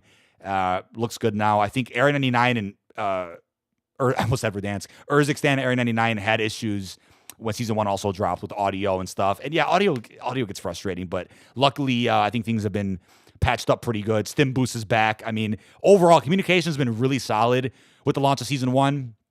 Area 99 is as addicting as I expected it to be. I really had a good feeling about it at COD Next, and now I'm like confirming that again over at home. I think the map plays really, really well. And maybe because I've been playing Rebirth for I don't know how many years, since what, fucking Blackout, Alcatraz, Portals. I'm cool to hop on a Rebirth every now and again. I want to drop a quick little 20 bomb, get a good lobby. I'm down for it. 20 juice. Yeah, I'm down for it, but it's just refreshing to have a new map to play. And maybe here's a point that we'll wrap up about Warzone about. Do you think the community doesn't feel as if it's a quote-unquote new Warzone unless there's a new big Battle Royale map? Do you feel like a Resurgence map isn't enough, even with Omni Movement, to make it feel like we're in like a new era of Warzone? I was going to ask you about that because I kind of saw some mixed responses to the launch of Season 1 because people didn't feel like, we were taking a step forward with Warzone. It kind of felt like a step back for certain people because of various problems. Yeah, I definitely think there is an argument to make when there's a lot of features that I think were pretty perfect in Warzone that were getting changed. Like, for example, the default perks. I saw some people tweeting about that. I think it was amazing that you could just have, like I mentioned earlier in the podcast, that you can just have straight up just perks that were just always on your. You didn't have to waste a slot. You didn't have to do anything. It was great. But I think, like, I don't know, something about it just feels good. I don't know, the TTK might be a little bit too long. I don't know what's going on with that. It feels longer than MW3. That might just be me. I don't know. But feels a little bit longer there. And I feel like there's some engagements where I'm like, okay, I hit this guy a shit ton and I barely cracked his armor. But yeah, the mixed response I think is definitely Warzone people are never going to be happy, and we're going to see this clear as day when the add Verdansk come out. Oh man, It's like this is what you wanted. This is what all you've been asking for, and now not the same. Yeah, exactly. Yeah, And I think people forget that Verdansk and that Warzone 1 era leading up to Caldera, and even before leading up to Caldera, during Cold War, during even Modern Warfare cycle, people were saying it's a trash game, it's terrible, and there's so many issues and yada yada yada. And that sounds a lot like we are the world we live in today. It sounds a lot like the world that we lived in when Urzikstan dropped. I remember. And I don't think Verdansk is not going to save that. Verdansk is not going to magically make you forget all the game's problems, because they've always been there. Even when you claimed when Warzone was peak, there still were issues that people were saying the game was terrible over. So I don't know. I think it's gonna be fun to go back there. They better have the red doors. That should happen. But I mean, it's a Black Ops year. Why can't we have that, right? Yeah, exactly. It's one of those things. I mean, is it what we're gonna get some sort of the cradle thing now? That was even expanded on in the campaign. Yeah. But well, the reason why we had red doors is because that was in the campaign for Black Ops Cold War, and it was awesome. Cradles ever around the map become a super soldier mid match? Yeah. Oh, people, yeah, that's gonna be like the mech suits in Fortnite. Cool. Controversy, dude. Too overpowered. Cool. Anyway, we should be wrapping up now. So yeah, no, I was gonna say, folks, it was a really solid discussion today. Talking more about season 1. I think it's been a very. I mean, dude, time's just flying by, man. Like 5 seconds ago, Black Ops 6 wasn't out. I wasn't a dad yet, and now look, we're about to get season 1 reloaded. What the hell's going on? Yeah, now I'm a dad too. It's been years. It's been years, dude. Yeah. I'm about to raise my third kid. It's been crazy. Yeah, it's certainly. I mean, obviously, it's because so much has dropped in a short amount of time. It's just felt absolutely crazy. But happy to stay busy. Really appreciate all the love and support. And one thing I want to mention before we wrap up with some comments. Detonated got quite a few updates the last, I think, week and a half, right? So the stockpile, which is our bundle tracker, now has every single pack, literally every single pack from the last couple of years. We're talking MW19, Cold War, Vanguard, Modern Warfare 2, 3. As new previews become available for Black Ops 6 bundles, we're going to be adding those onto the site as well. Obviously, things right now are, pretty scarce as far as BO6 bundles go. There's only 20 total or something, and they're not all released yet. So we're going to have the site updated with all those bundles. Obviously, articles are still coming out. We're going to get some newer ones out later this week. We've had one going up. We had one about the hit list event a couple days ago. But the Codex, the entire Dark Ether Zombies narrative is up on the Codex. You can find every piece of intel from Cold War, Vanguard, MW3, and BO6. We'll be adding in the Chaos story, I think, within the next week or two, just because that's relevant now. And especially now, yeah. Oh, yeah, especially now. And we're going to end up having the Old Ether story added probably in the next few months, because I'm sure that's going to get spicier and spicier as Richtofen is playing a big role in this story again. But yeah, let's go ahead and wrap up with some funny comments here. Who are these people? All right, so there's actually some pretty crazy ones here. Somebody put in quotes, "Make sure to subscribe and like the video." And he said, "The video just started, though. How am I going to know if I like it if I haven't watched it yet?" Bro took it way too seriously. Maybe I'll change how I open my videos from now on, because it's just something friendly. I'll be like, hey, if you guys enjoy, drop a like, hit that subscribe button, whatever. just take that out if that bothers the guy so much, huh? But yeah, that's weird. Someone said, Warzone XP boost has been a thing for Warzone 1 players who own Vanguard. That's probably true. I just don't know if it was 30%. And somebody replied, he has to dick ride Treyarch. That's how they will invite him to COD next. I mean, how do you what? How do you get to that? Talking about XP. How come my Mastercraft ray gun doesn't have tracers? Is it a bug? And somebody replied, it doesn't have tracers. It's a custom impact round. Isn't that literally just tracers? I think it has tracers, no? It does. It's different colors every time you shoot it. It's literally tracers on a ray gun. It's a fucking Mastercraft for a wonder weapon. Super cool bundle, by the way. You said, quote, last year with the wonder weapons on Warzone, but all of that happened this year. The year didn't end.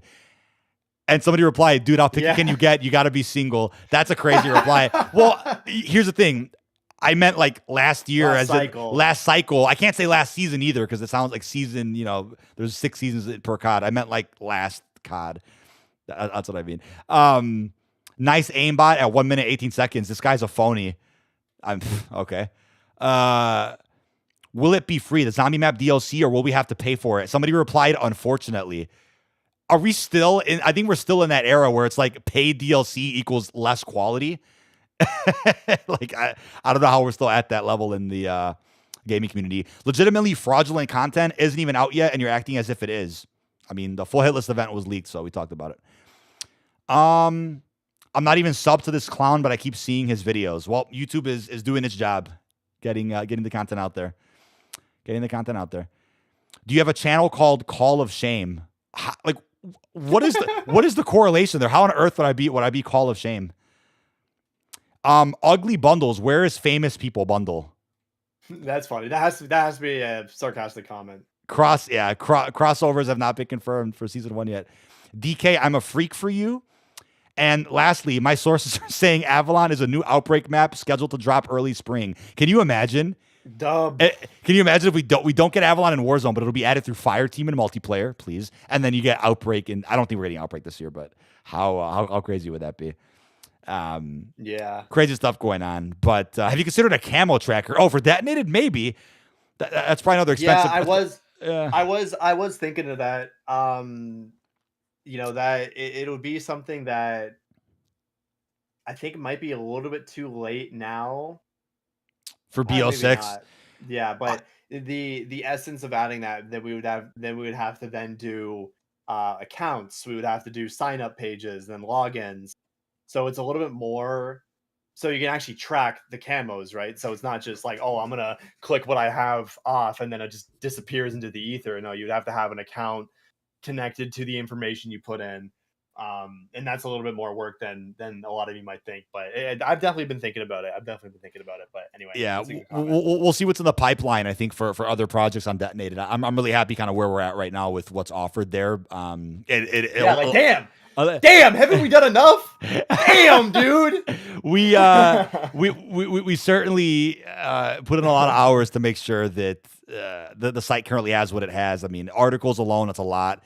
Stockpile bundle tracking is a crazy ton, and then the codex has a lot of information too. So, I mean, let's also not forget that obviously there's the codex, obviously there's the stockpile, and then there's also a full YouTube channel being ran. There's a full Twitter page being ran. There's articles. There's a lot of moving parts. there's a lot of moving parts. I'm really proud of the team for what's been achieved so far. I just clicked the wrong button on Discord. Oops. Really proud of what's been achieved with the team, and it means the world that you guys show love to every piece of the puzzle there. But I think over the next year or two, I think there'll definitely be more discussion on like what else we can add in a timely fashion. It's also cost friendly because these things take a lot of hours. Verdansk Lane Bell is reportedly around season 3. I'm gonna guess the 5-year anniversary of Warzone would be like around March, so that's probably the 3rd season. But yeah, that is just about everything, ladies and gentlemen. Had to get an episode going to talk about the launch season 1, the craziness that's been going on this past week. I think we got everything covered pretty well. Again, we have some really cool guests and interviews lined up for the next few bombshells, but we'll also obviously, add in our new discussions about upcoming Reloaded marketing, DLC 1, and we'll kind of probably blend all that together with the interview. We'll play the video, while we're live.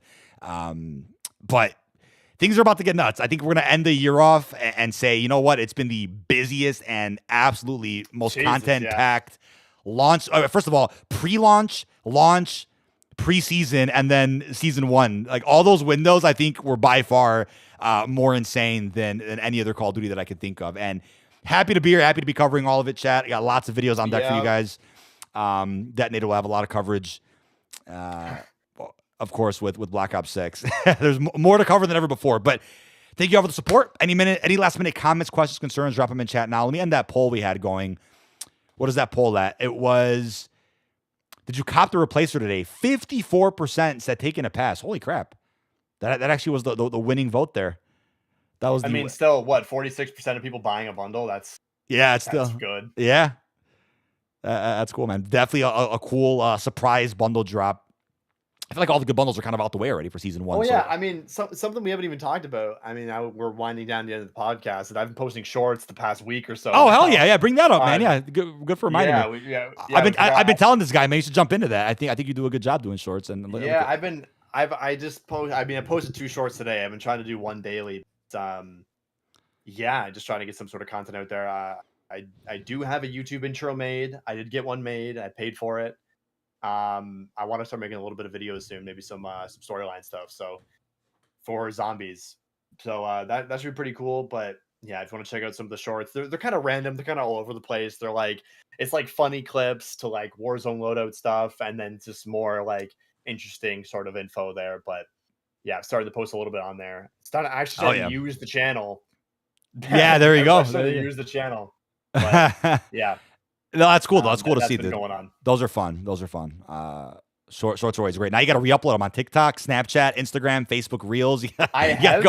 Go through the whole process of shorts. I have been doing. I posted one of them on Instagram, detonated account. So I got to post more on the Instagram, but I'm not really. I don't really have an interest in really having an Instagram, if I'm being honest. I think there's definitely a purpose for it. I know me personally, I'll re-upload my shorts on TikTok. I just can't stand fucking Facebook at all. So I would rather not be on there, even though it's like, oh, you re-upload your stuff. It's just, the UI is absolutely just like unacceptable. Well, Instagram is good with the reels, but that's fine. My thing about that is my Instagram, I'd have to make a new one because the one I currently have, like I have, personal photos, my family. It's like, I don't really want to spam my family and like close friends with all my shorts. You know what I mean? So would have to probably make a separate account to kind of post all my shorts on, but I don't know if I'm going to go through with that. Probably not. I'll stick to what I'm currently doing on YouTube and TikTok. But yep, that is just about everything, chat. Appreciate all the love and support. Got a really cool video coming up for you guys in the next like maybe 20 or so minutes. And I will catch you guys in the next one. Peace out, everybody.